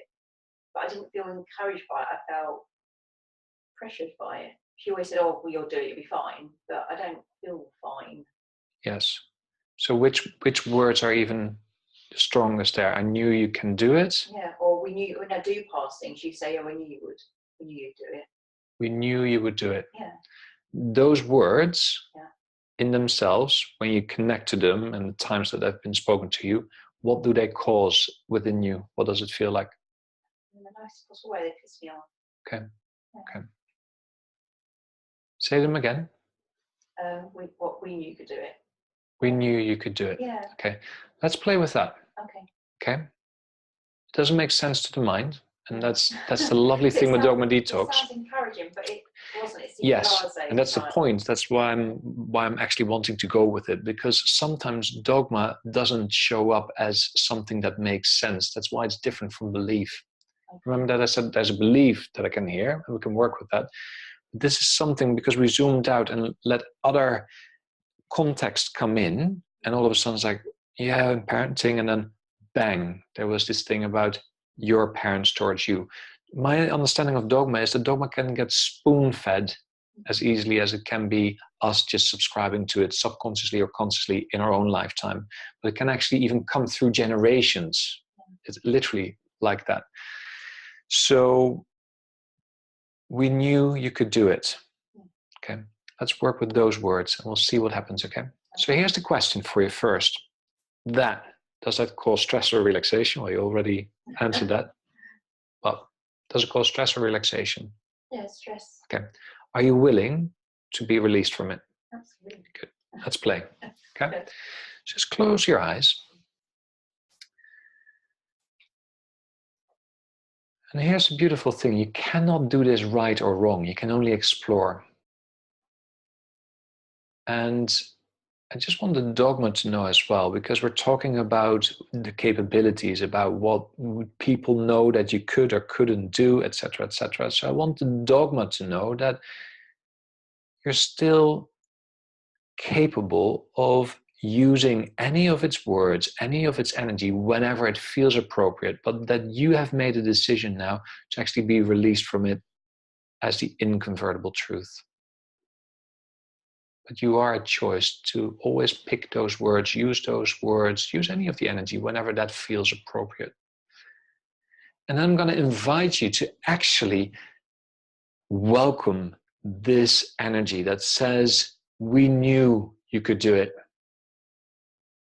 And everything that's ever been attached to it, all the beliefs, the values, the experiences, all the memories, all the times that you've actually felt that kind of energy or heard those words coming your way, including even the images of your parents saying that, let all of that come here, let it become this huge dogmatic energy that's always been there under the surface, let it come up and out for you to connect with it. And then let it take up a shape, a form, a figure, any kind of embodiment that says, this is what I am. And that means we knew that you could do this, including its beliefs, its emotions, its values, its memories, all of it. Just check what kind of figure, shape, form is showing itself. If there were any embodiment showing itself of this dogma, what are you becoming aware of? That's like a TV screen. It's my mum, my dad, my auntie, my granddad, cousin, just all the people who ever said it, just all in like, it's like the old pull-up projector screen you used to Beautiful. get. Yes. And it's in the room where a lot of my childhood was. So yeah, they've got those horrible, you used to go for your holiday photos, pull-up screens. Yes. Projector screens, and it's just all their faces. And I'm okay. They're not even making eye contact, they're just going, yeah, well, you could do it. Yes. Thank you. Beautiful. And knowing that the decision has been made to finally be released from that energy so that you can have a full, authentic, free expression of yourself, you can actually imagine that underneath or on that screen, there's an unsubscribe button. Like the ones you know from newsletters, YouTube.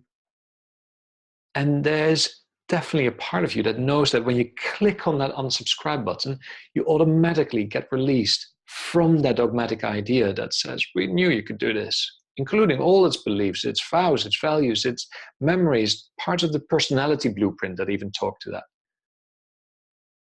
And then when you're ready, just see what happens when you click on that unsubscribe button now and just check what happens. Just see, hear, feel, just experience what's taking place.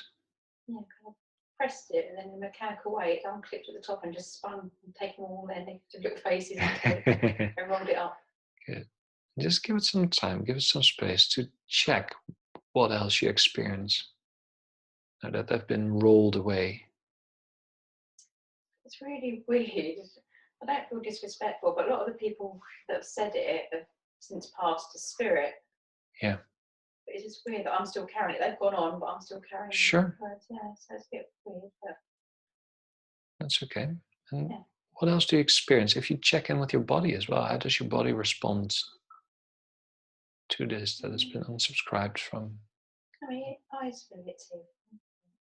That can happen. It's very normal, very okay. So what if you give that a bit of time and some space?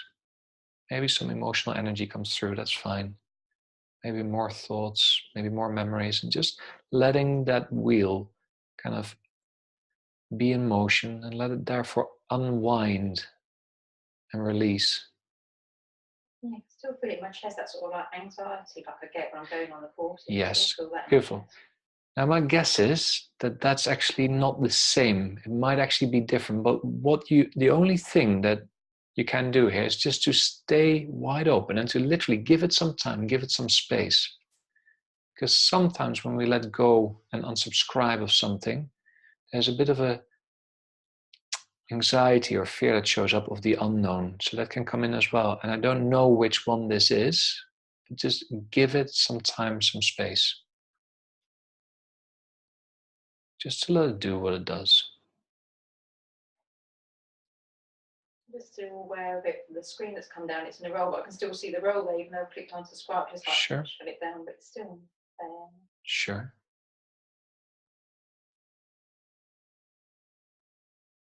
Then I shall a little bit. I thought it was Whatever feels natural, whatever feels good. yeah, otherwise it's still there, isn't it? Whatever feels natural, whatever feels good. Whatever feels helpful for you. What wants to take place, what needs to take place. Yeah, get rid of the projector screen where it all sort of happened before me. Good. So just imagining that that's happening right now.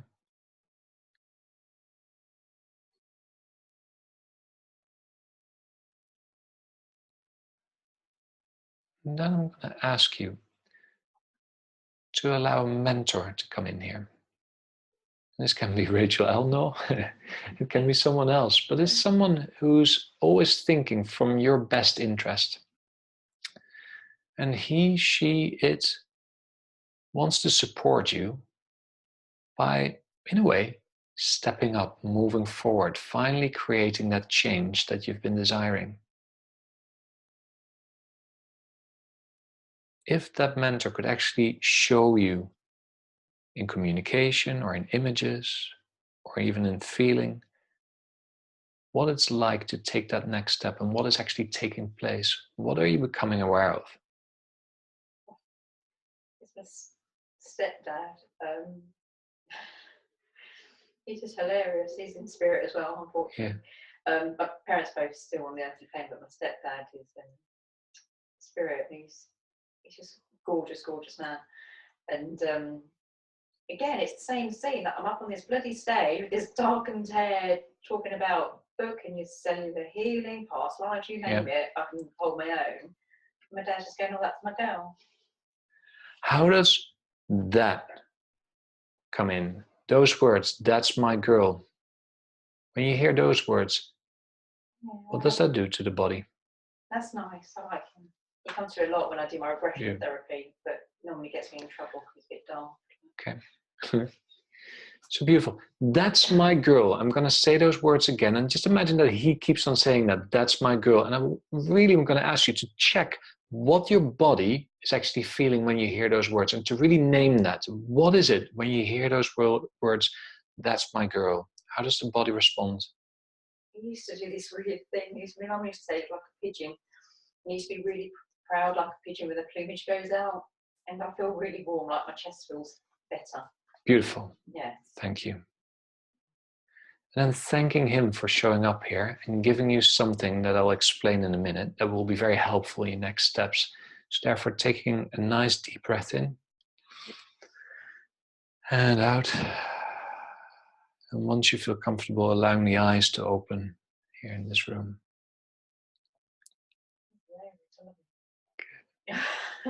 This is beautiful, because what just happened is also something that you might know from NLP, you might know it from other modules, but there's literally something that's changed, literally in the energy of words that have come your way. Previously, certain words were dogmatic, stress-inducing, rigid positioning kind of, that's the effect that they had. And then once you unsubscribe, actually there's new words that came in, and you got a tuning fork. What I mean by that is I asked for your body to reveal, how does that feel when I hear these words? How does my body respond to this naturally supportive energy? And you said it was like this, pigeons kind of that. And it was like the heart was warm and it was getting bigger this way. Okay? From here onwards, in relation to your next step, am I signing up for a course or am I not signing up for a course? Literally use that. Okay. If it gives you this imagining like I am signing up for this course, if it then shows up as this warm heart kind of experience, like that's my girl kind of experience, follow it through. If it doesn't, if it's pretty much the exact opposite, stop. Don't take the action that way. Do it with every single option that comes your way. Just use that literally as a tuning fork. It's a frequency that will literally be helpful for a little bit of time right now. Okay? Try it, play with it. When it doesn't work anymore, when it doesn't give you any supportive information anymore, drop it. Because then it's come to the end of its cycle. If you hold on to it, it becomes dogmatic. Okay, so but right now, very beautiful to use that. I've seen people. Also, another perspective that might be helpful. I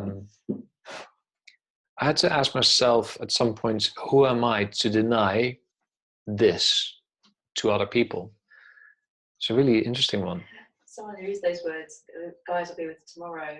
The book, how many years ago did you read it? It's been read by Book Publishing and everything. And same as mine. Yeah. Book publisher, same book. Yeah. So and I always stop myself, and Marlon, who will be on the course tomorrow, goes, what gives you the right to deny your knowledge to others? Yeah. Why are you denying others? And I haven't thought of that. Yeah. It might be. Maybe does like brilliantly about where's your latest blog. Sally did a blog for a few years, and I just got a taste for it, and I absolutely loved it. She's hilarious. Yeah. She is. You are. Well, here's the thing that you might take away even from a mom's story. If this was your last week on this planet, would you want to spend it in following more courses, or would you like to spend it in sharing what's already there and perhaps following courses when you feel like it again? Seriously. Who are you to put a hold on it? Who are you to, if life is already pushing you that direction, it's giving you dreams, it's giving you signals, it's coming from somewhere. I call it passion, which is not a personal passion, it's a non-personal passion that is fueling something and says it's time. And we're standing there at the cliff and it's like, no, let me just get some more abseiling courses and whatever, right? No, it's time to just jump. Who am I to deny that kind of passion-filled push and, resist it basically? If I don't know how long I've got to live. Tomorrow you might not wake up. And then what? And it's a bit like It wasn't publish, wouldn't they? Yeah, well, I'd hunt it down. Would you? Yeah, Paul will have a copy Paul's got a somewhere. copy, yeah. it's funny. It's the same publisher as the publisher of my first book. Is it? Yeah. The owner of the publisher, he loved it, but he's set off on a boat now, and he's trapping the world. Yes, I know. Yeah. And he really liked it, but there was an editor or someone, she goes, she's just an unknown to another book about positive thinking. He's like, well, I liked it. But again, I thought imposter syndrome, so then I found another publisher, and I'm with the third one, and I'm just like, I can justify anything from procrastinating. Sure. The book's about not procrastinating, it's quite ironic, really. Nice. Nice. See where it goes after tonight, because next to a lot of input, we also had output. We took things away. Use the tuning fork, that big heart, and just see what it does in terms of embodied choices, step by step by step, because I think it might be really good to, also from your personality blueprint that is kind of projecting into the future, it can be very helpful to now go like, bang, okay, what is my next step here now? What feels like this warm heart? From there onwards, you can actually take the steps that life is already asking for. And you've seen it, you felt it, then it must be time somewhere, somehow. And therefore, there will be a publisher, there will be a way of doing this, there will be a platform from which you can do it, not just a book, but even like me, like sharing in a bloody living room, you know? Who cares what it looks like or feels like? Letting go of those ideas. What is the natural expression that wants to take place? Good. It's also, that's funny that it shows up that way. We had it happen yesterday as well. Someone, I don't remember who it was talking about the change that was already sort of taking place, or the first signals were there.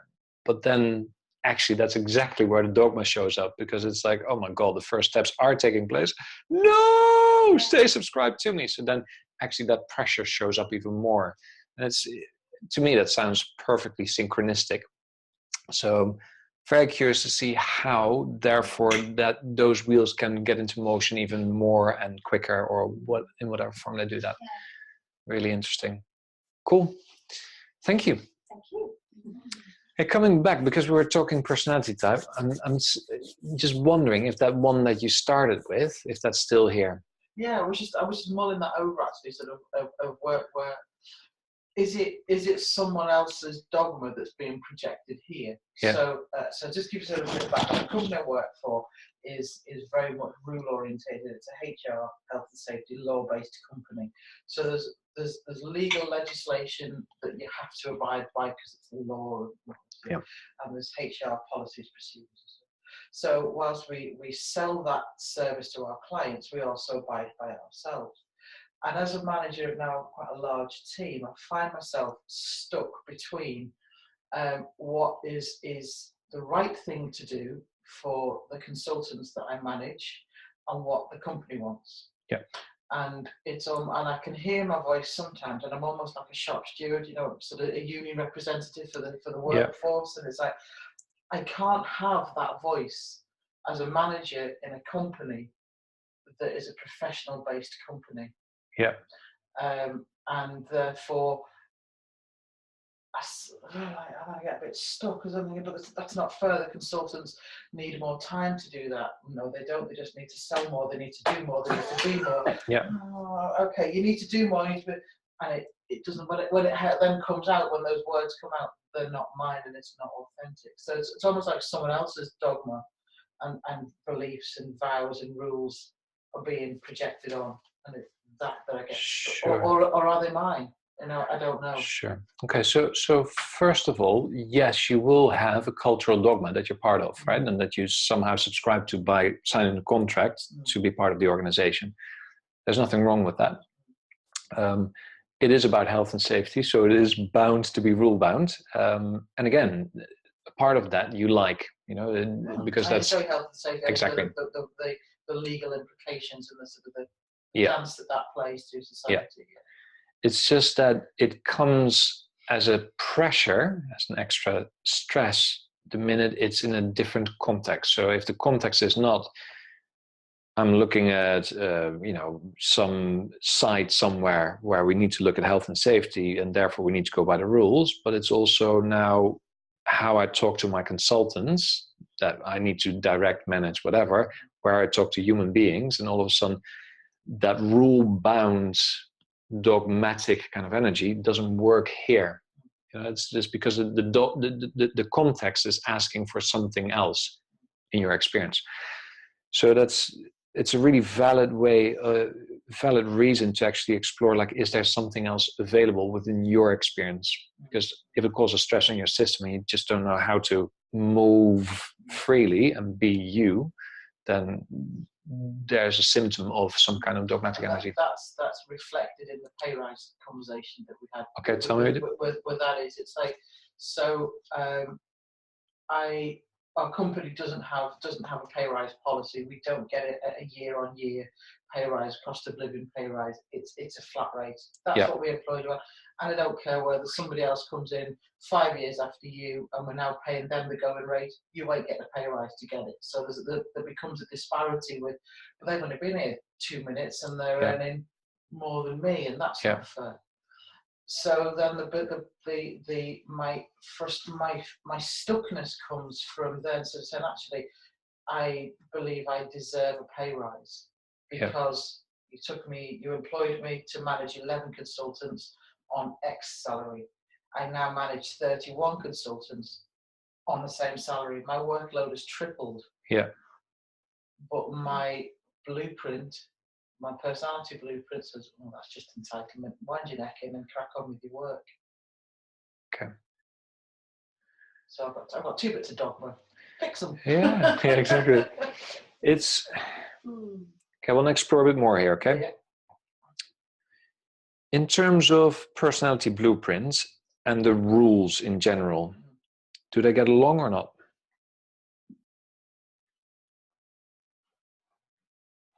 Rephrase the question. Okay. So there's a way, you understand your own personality blueprint. It's a personality blueprint that is very much about, it's control based because we're body points. We're not the same personality blueprint, but we're in the same realm of body points. So therefore we're actively busy with keeping some kind of control, because no control in a way equals some kind of imaginary death. We need to keep this body safe. So therefore, in your case, it's funny enough, I'm asking this with the rules because sometimes it can be, well, yeah, the rules are for you, but not for me, because I need to keep myself safe. So they're much more flexible according to the threat that is there, okay? So therefore, the question with the rules, because I know you, and that you have no problem with rules either, and therefore also in your profession you have no problem with rules either. And yet now the rules, because they say this is how it is in terms of salary, there's a part that says, well, actually, no, I want to break those rules. I want to at least question those. But the minute I do that, my conscious awareness of who I am in this body, in this life, as this personality type tells me that's wrong and you shouldn't be doing this because it's entitlement, blah, blah, blah, blah. Right? Is that? Okay. Okay.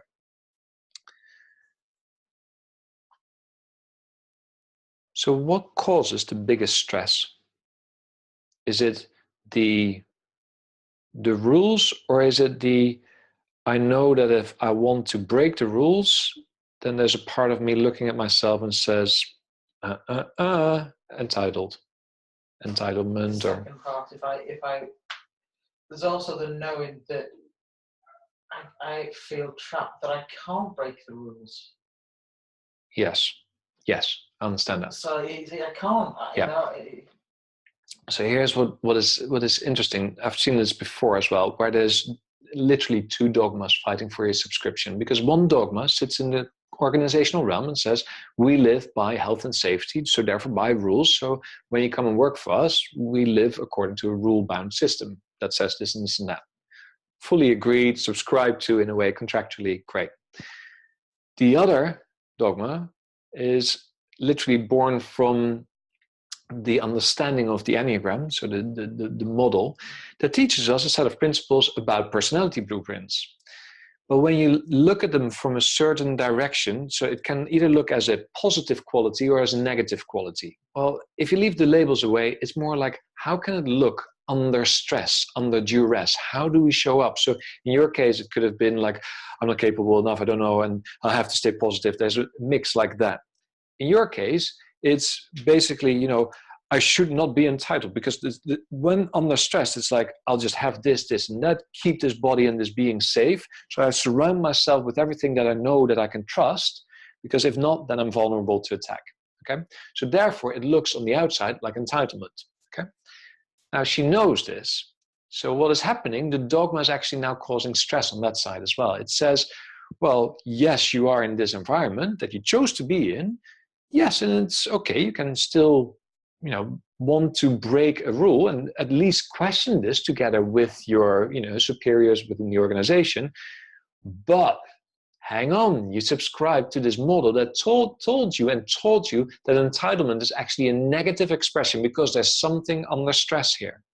So you better actually deal with that, because otherwise it's not authentic, blah, blah, blah, which is one of the applications of the Enneagram as it gets used in spiritual realms specifically. So here's a catch-22. It's like, so what do I do? It's like, here's a set of dogma, or a set of principles. Here's a set of principles. What do I do with this? I asked which one is actually stronger. It sits on this side, but what can happen is that we need to unsubscribe from both. Sometimes we don't. Sometimes it's just by unsubscribing from one dogma, the other one naturally falls into that vacuum as well. Okay, I don't know. It can happen that something shows up once we've unsubscribed here, and then the other thing shows up, and it's like, okay, we have to work with that. Yeah? Mm-hmm. All right. There's lots of ways of working with this, which I've also explored, and yet I'm going to keep it simple. I'm going to keep it in the unsubscribe realm, because I love the simplicity of it. So we're going to work with this, I shouldn't, blah, blah, blah, because I know better, blah, blah, blah. Tell me a bit more about that so we can actually feel where that sits, what that is.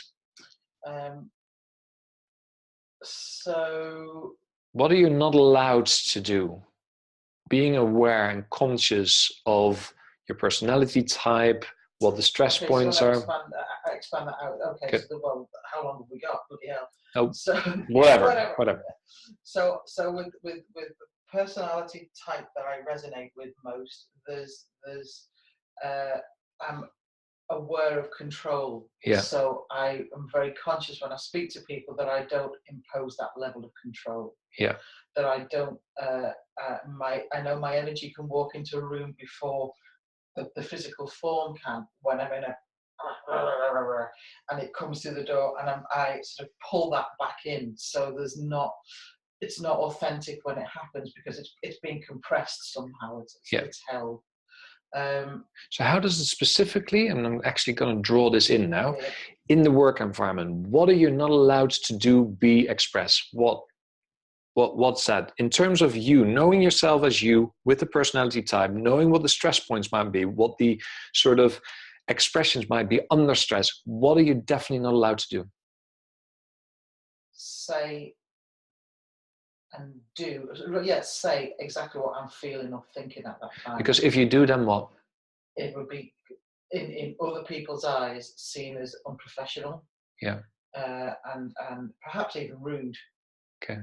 But it would be, for me, it would be authentic to say that's not acceptable for you to do that. Don't do it again or you're fired. So if I'm authentic within the work realm, completely being me with this personality type, then what?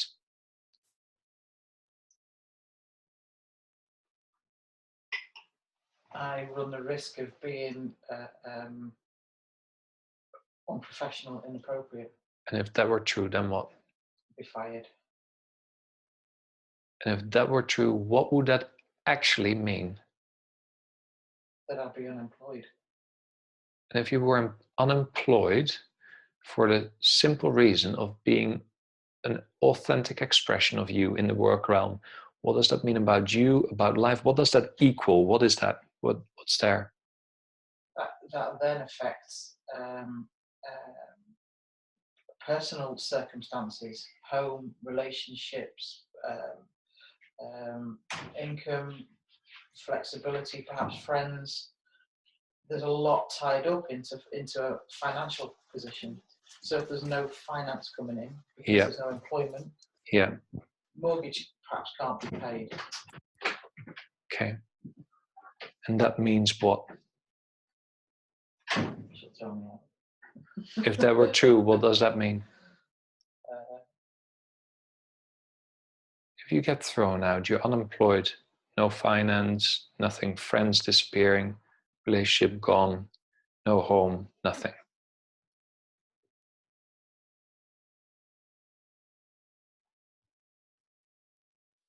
Kind of it doesn't touch who I am, but it does. Yeah, Does that make so sense? I want to hear about that, because I understand that you know there's more to life than just a body and being. But that, how does it touch you? What does it touch? What does that do? What that, in your personal experience of it, up close and personal? Nothing.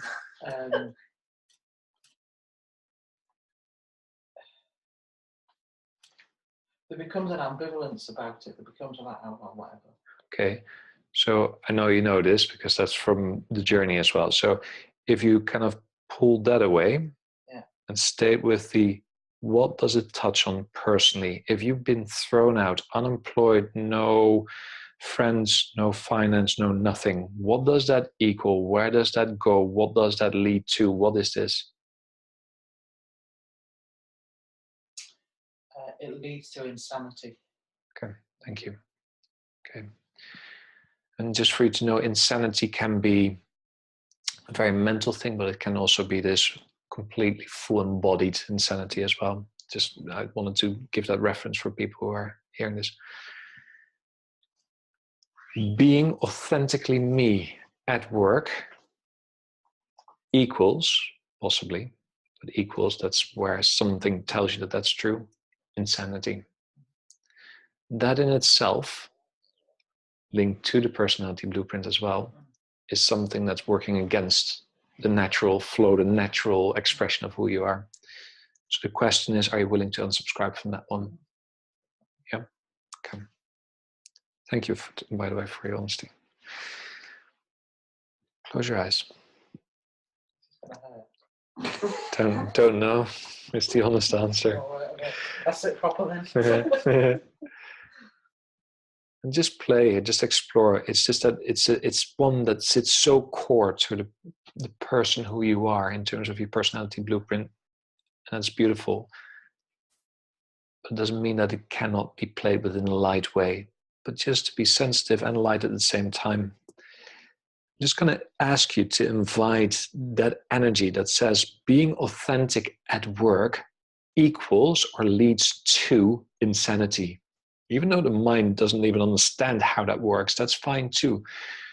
So this dogma that tells you being authentic at work leads to insanity, just let it come here, including all its beliefs, all its experience, all its expertise, its knowledge even, that is linked to it, from work, from the Enneagram, all of it.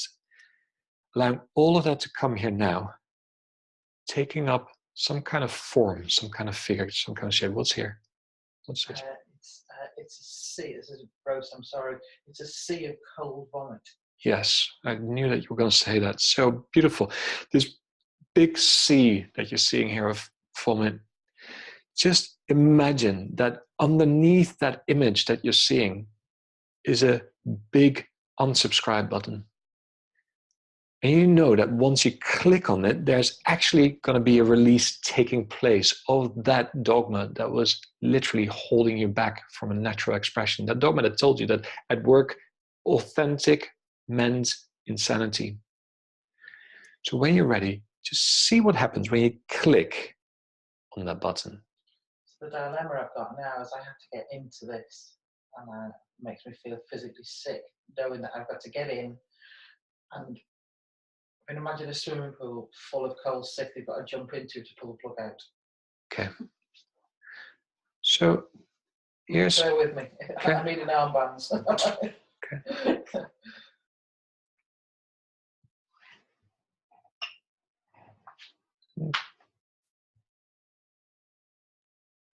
What else is taking place now? What's here?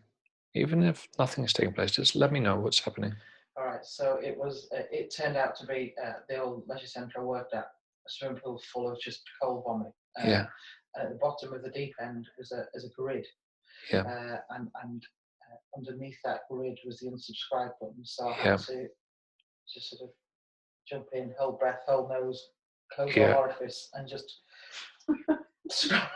stop it, and just pull the grid up in order to press this big button that is now Yeah. kind of like, okay, and now actually the pool is draining. Okay. So while the pool is draining, what are you becoming aware of within yourself? What else do you hear, see, feel? What's the experience? I feel a bit queasy. Okay. And I feel quite hot. Okay.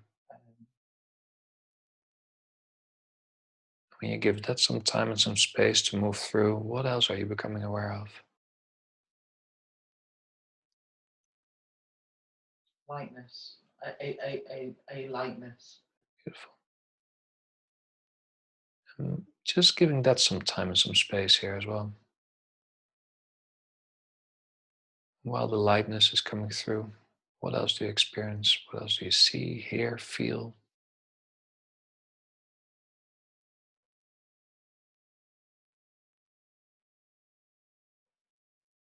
There's it feels a connection to my stomach somehow, but a very calm, grounded Nice. sensation that just sort of sits down here. Thank you. I'm just going to ask you to imagine while this feeling is here as well, to then see yourself at work. See yourself having conversations with people completely authentically. As a matter of fact, you can even invite the people who decide about your salary. And just check what happens now when you're faced with them and there's a desire to even have a conversation here about possible pay rise. So I've invited my immediate line manager, one of the company directors, and he's like, "Oh, there's no, we don't do pay." Yeah. Okay, thank you. And I now take it upon myself to now go and speak to the finance director. Yeah. Which will wind my director up because it's kind of that pecking order. Yeah. You know. And I've let him know I'm going to go and speak to.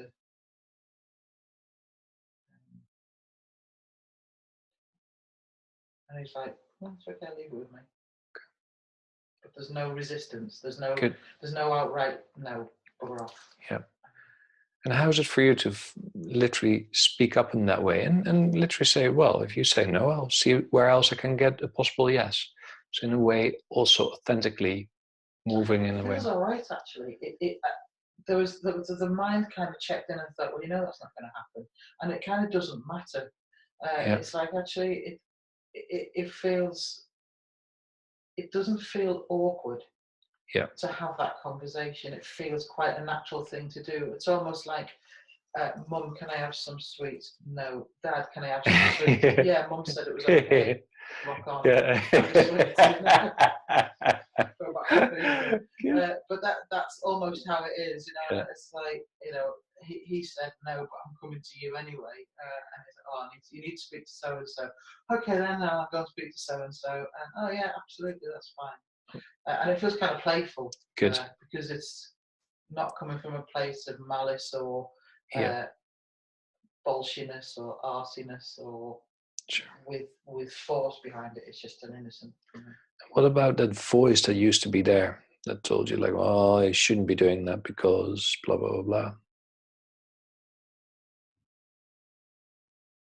No, it's quietened itself down. Good.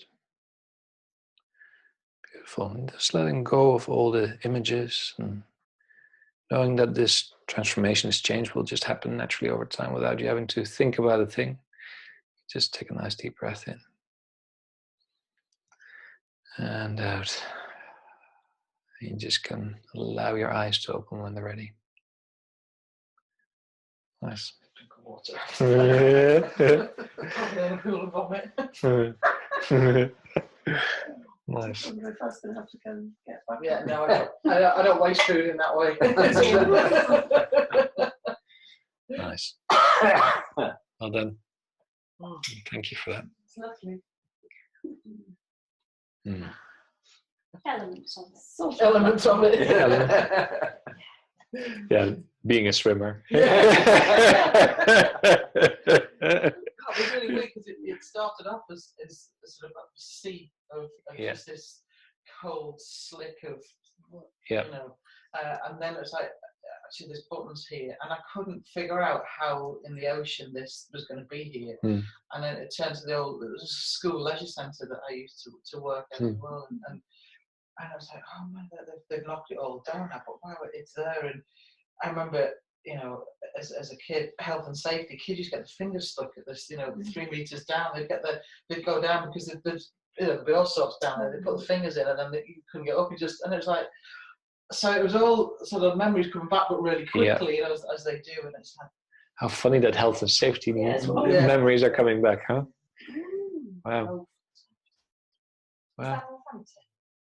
Oh, okay. Huh. good, thank you. No, you're welcome. Thank you for Keep me playing. posted. Yeah, yes, please. There's something invoice, you know. Yeah. I get pay rise, can I just remind you? Small print. We're going to do well out of this. I know. 50% over here. I know. Should start a whole new business. Yeah, Yeah, exactly. That's where my day trip is next month. Nice. Nice is that? It's a really simple little Yeah. mini process, isn't it? It is. So in terms of for the guys who haven't done journey work either, it sits really close to journey work. It has a lot of overlap because we look at the symptom and say, okay, rather than fixing the symptom, let's see if there's anything underneath the surface, the root cause that fires that up all the time. And that's a way I love, a way of working that I've grown to love over the years. You know, we all have. With Dogma Detox, I find that rather than it having to be going through emotions and going through cellular memories, somehow just born from my experience of people being stuck and not being interested in journey work whatsoever. And they said, well, I feel stuck because of this truth, that truth. I need to do this. I should be doing that. It's like, okay, let's explore this. And from that, actually, the idea of Dogma became very apparent. And I became actually quite sort of, I don't know. I wanted to see if I can literally free people from Dogma whenever that was causing a problem. I just didn't have the tools other than speaking about it or doing longer processes or longer coaching activities that would, you know, take much more time. And I thought, well, people sometimes want an instant shift as well. So then that kind of became the wish, like, you know, if there was something like that, that would be fab, you know, something that could just shift that. And then at least wheels come into motion, and whatever the ripple effects are the ripple effects. None of my business in a way, we'll see. And then I got surprised time and time again and started logging it as well. In terms of these are actually the consequences of it. It's not just linked to just here and feeling a bit better, but all of a sudden life is changing, or the experience of life is changing anyway. And so that's why I keep going with it. Like, okay, I want to share this and explore and experience myself. Like, what are the boundaries and limits of it? And also seeing, for instance, that we talked about it earlier, where sometimes you can feel like, whoa, there's deeper trauma that's there. And yes, Dogma can pull the wheels into motion, but that means that the trauma will come up, and then it's time for some journey work or some real clearing on that, you know, whatever trauma work you can use, but in my case, then the journey. And yet I've seen things disappear right before my eyes by literally this simple little process. I was like, I did not know that was possible. So I'm questioning myself all the time. Like, you know, is this really working? Am I really seeing this right? So It feels a bit magical. It's bizarre. It does. I actually tried to explain it over. I have a WhatsApp group with there's 6 of us, and quite a lot of us we've met through mental health difficulties. So anxiety is a big one. Sure. And I went to his course last night, and he turned my anxiety off. And they were like, "What? Wow? How? Why?" Yeah. So I said, no, really. And I was like, "Yeah, you come back. No, really. How did it go?" And I was like, I think I went back, "Amazing!" Like, so you probably might. What will happen in the future? Because I probably will have people that will want to come away and know more, and yeah. Come and teach a day course or something. Well, it's very funny is that it's been picked up more and more by coaches and therapists to say, well, I'd like to have that as part of my toolkit. Of course, the unsubscribe process is fun to play with and whatever, and it's very easy to sort of replicate that. And what has been growing out of it is a one-day teaching course that I've done first in Spain, then in Holland, and then online, funny enough, which was really fabulous to do. And in that day, funny enough, most of the time is spent on listening, is on literally allowing us to listen in different ways than even our coaching and therapist minds have been trained, because we've been learning how to get to a certain result or how to get to a certain entry point and then change something there in order to get this result. And literally, and this is the big difference, and you might not have noticed, you might have noticed, I don't know, with Dogma Detox, I don't know if it's going to work. We're just going to explore. We use the mechanism of this, ritual, etc. But the first real important bit is just asking the questions and see what is showing up. And then from that listening, all of a sudden it's like, now let's unsubscribe. And the unsubscribe is the easy way. But then if the dogma shows up with putting up a fight and ducking and diving, sometimes literally making people forget their words, like literally what they've spoken. And luckily I've written it down. So this is what you just said. Really? I cannot believe it. Oh, okay. So dogma puts up that fight by literally masking it, ducking, diving, fighting back. No, stay subscribed. How do you deal with that? What do you do? So that's where a lot of the training hours go, but it's just a day. And after having trained that people in that day, I mean, fabulous results. I get feedback all the time of people, saying, couldn't get anywhere with this kid or with his parent or with this person. And all of a sudden it was like, oh, let's try something new that I've just learned. And 5 minutes later, bing. It's like, great. I mean, if that can work in addition to what you've already done, because I don't see it as it's the replacement, that this is therefore the truth of it all. That's not how I work either when I see clients. But for this purpose, I keep literally exploring within Dogma Detox to see, so where does it go? What is possible? I've seen people literally within 5 minutes done, 11 minutes done. Sometimes it's 40 minutes. It just depends. But it's short. And it doesn't even have to be eyes closed. There's other ways of working with it as well, which is less threatening even than eyes closed. And so far, the same results. So as long as that's... Sometimes the eyes closed, you can sort of focus on what you need to do rather than be distracted. Yes. That's my take on it. Yeah. If I can not become less conscious of what's around. Yeah. Just like shut your eyes and crack on. Yeah. My experience yesterday was really amplified by closing my eyes. I don't know whether it would have been more sensible to have my eyes open, because what happened with me was when I closed my eyes, I got like a really severe flickering. Yeah. It was just an intensity. I think I used the word overwhelming experience. It was just bizarre. But mine took minutes. Yeah. For such a has been overwhelming huge issue. Somebody once said something bizarre, because it was just literally a few minutes. Yeah. The processes like this, the fact that it's longer doesn't mean anything. Yeah. It's just longer, and the fact that it's shorter doesn't mean anything. It's just shorter. Yeah. The intensity of it and the benefit and the outcome. It doesn't I matter. think it's because I probably searched for so long for a way out that I had such a good explanation. The words were already there, weren't they? Yeah. And even my visual description has been there. That's been there for 2 years. Yeah. My cogs. Yeah. So again, it's like cogs. Yeah, just not 50 million of them. Yeah. Those ones. Yeah. Stuff off. Yeah. Just my nice little rose. Nice. Yeah, I mean, I unsubscribed from the idea that there was a dogma at some point in life, pretty much till a few decades ago, and maybe even including our time. But it said, like, once you have learned some kind of behavior over, say, 30 years, it takes 30 years to actually unlearn it. Oh, really? And it's not been our experience in the different modalities and different therapies that we've been learning and working with. And also, therefore, I have no preconceived idea of how long something should take. And overall, once it's in the exploration, just the dialogue, in the chat, that can take anywhere between a couple of minutes and maybe 15 minutes. Once that is clear what dogma sits there, then it takes a few minutes and that's it. Yeah. Then it doesn't take much longer. And that is fabulous news, I think. I love it. I do it on myself.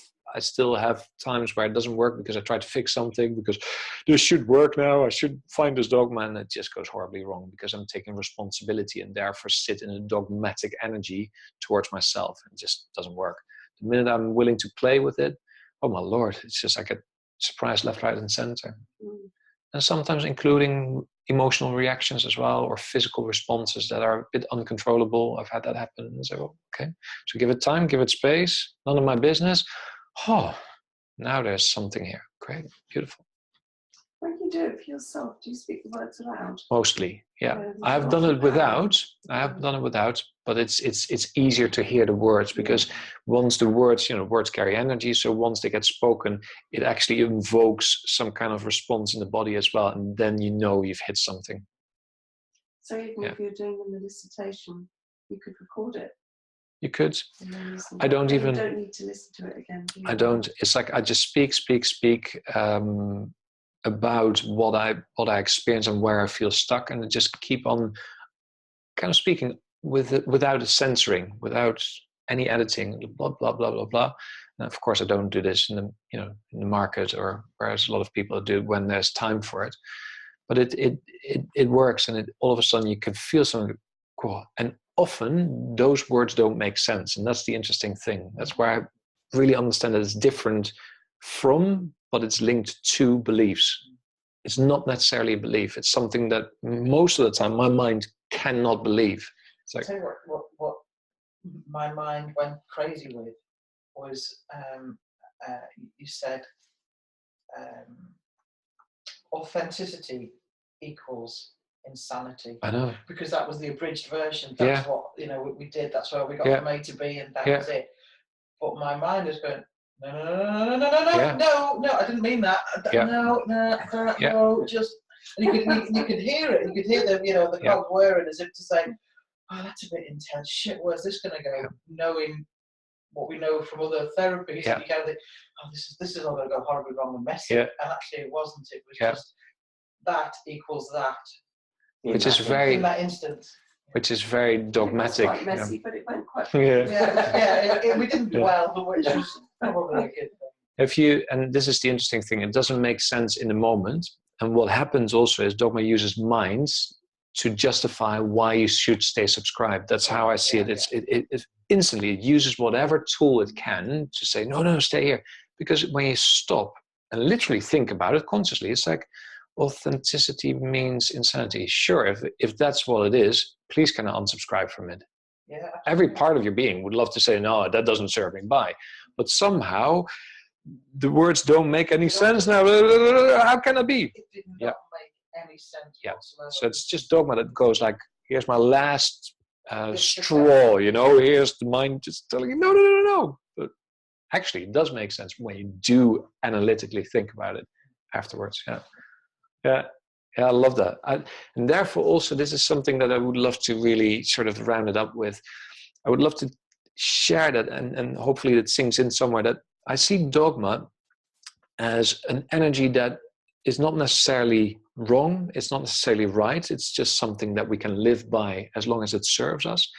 And in itself, it's never personal. It's not your dogma. It's not your fault when you get stuck. It's not you who wanted to be confused, off track, stuck, horribly, suffering within health or within, the dietary programs. If it were you would have always chosen a nicer option, because basically you're hardwired to be happy and healthy, right? That's literally what you're looking for. So anything that's not that, how can that be you? Because that's one of the dogmatic principles that I've come across in therapies and coaching so many times. It's like, it's you and you should change this. Well, but I already want it to be changed. So yes, I can allow the change to come through and then take action and be accountable to myself and say, hey, gosh, I didn't follow that up. Great. Next time I'll try to do a better job with that. Great. But by definition, it's never yours. It's never your fault, your dogma, your responsibility. You can only respond in the moment and say, gosh, something is really not working for me. I want to explore. You explore, clear it out. Then there's a free action that can take place, a free movement that can take place, and that you can take action from as well and make conscious decisions from. Because it's in the essence of dogmatic energy to say it's you. It's your responsibility. You've done it wrong. So that's the last thing I wanted to sort of, that's like your little goodie bag that you take home with you, you know, after a little kids party with all the sweets. It's not personal. It's not you. Oh, I like that one because it's Connery style. There's no junks, there's no clothing. So decluttering. Nice. It is. Thank you so much for being here, being guinea pigs once again, or newly, and for allowing me to have more experiences with Dogma Detox as well, because that's it's lovely to have and to do. If you've got any questions that arise after today, please get in touch, okay? Go to the website, fill out your details, send me an email, get a free ebook online as well. If at some point you've seen 1 or 2 messages from me and you think, well, I'm done with all this Dogma Detox, what do? Unsubscribe. That's okay too. But please get in touch. Let me know if you've got questions, because that's always a good way for me to explore more as well, to see, hey, what worked, what didn't work, or here's the next dogma that shows up, which can sometimes happen. Not all the time, but sometimes there's, we work with something and there's like another, it's like a nested dogma, I see it. Lots of times that's not the case at all. Just go freely, just have your fun. If there's any questions, get in touch. One of the things you should do as a self-employed businessman is send a lot of emails and a lot of newsletters. I've been quite rubbish with that. So in terms of that, that's not going to be coming into your inbox. I might at some point let you know, like if there's a training program, or if I just feel like, okay, this is nice sharing, I will. But to this day, it's been very minimal. I might let you know when the book comes out. I got a bit of some extra pressure from the... Well, you'll be getting something from Shelley about when her book comes out as well. So Great. Great. Too long to run. All right, yeah. I want to set a weekly reminder of my phone. Yeah. To share So, you. good. There you go. There's your action plan. Yes. Good. Thanks very much, guys. Thank you. And fabulous. have fun. Enjoy. Such a brilliant tool. Really Yes, is. it's great. Yeah. I love the simplicity. Yeah.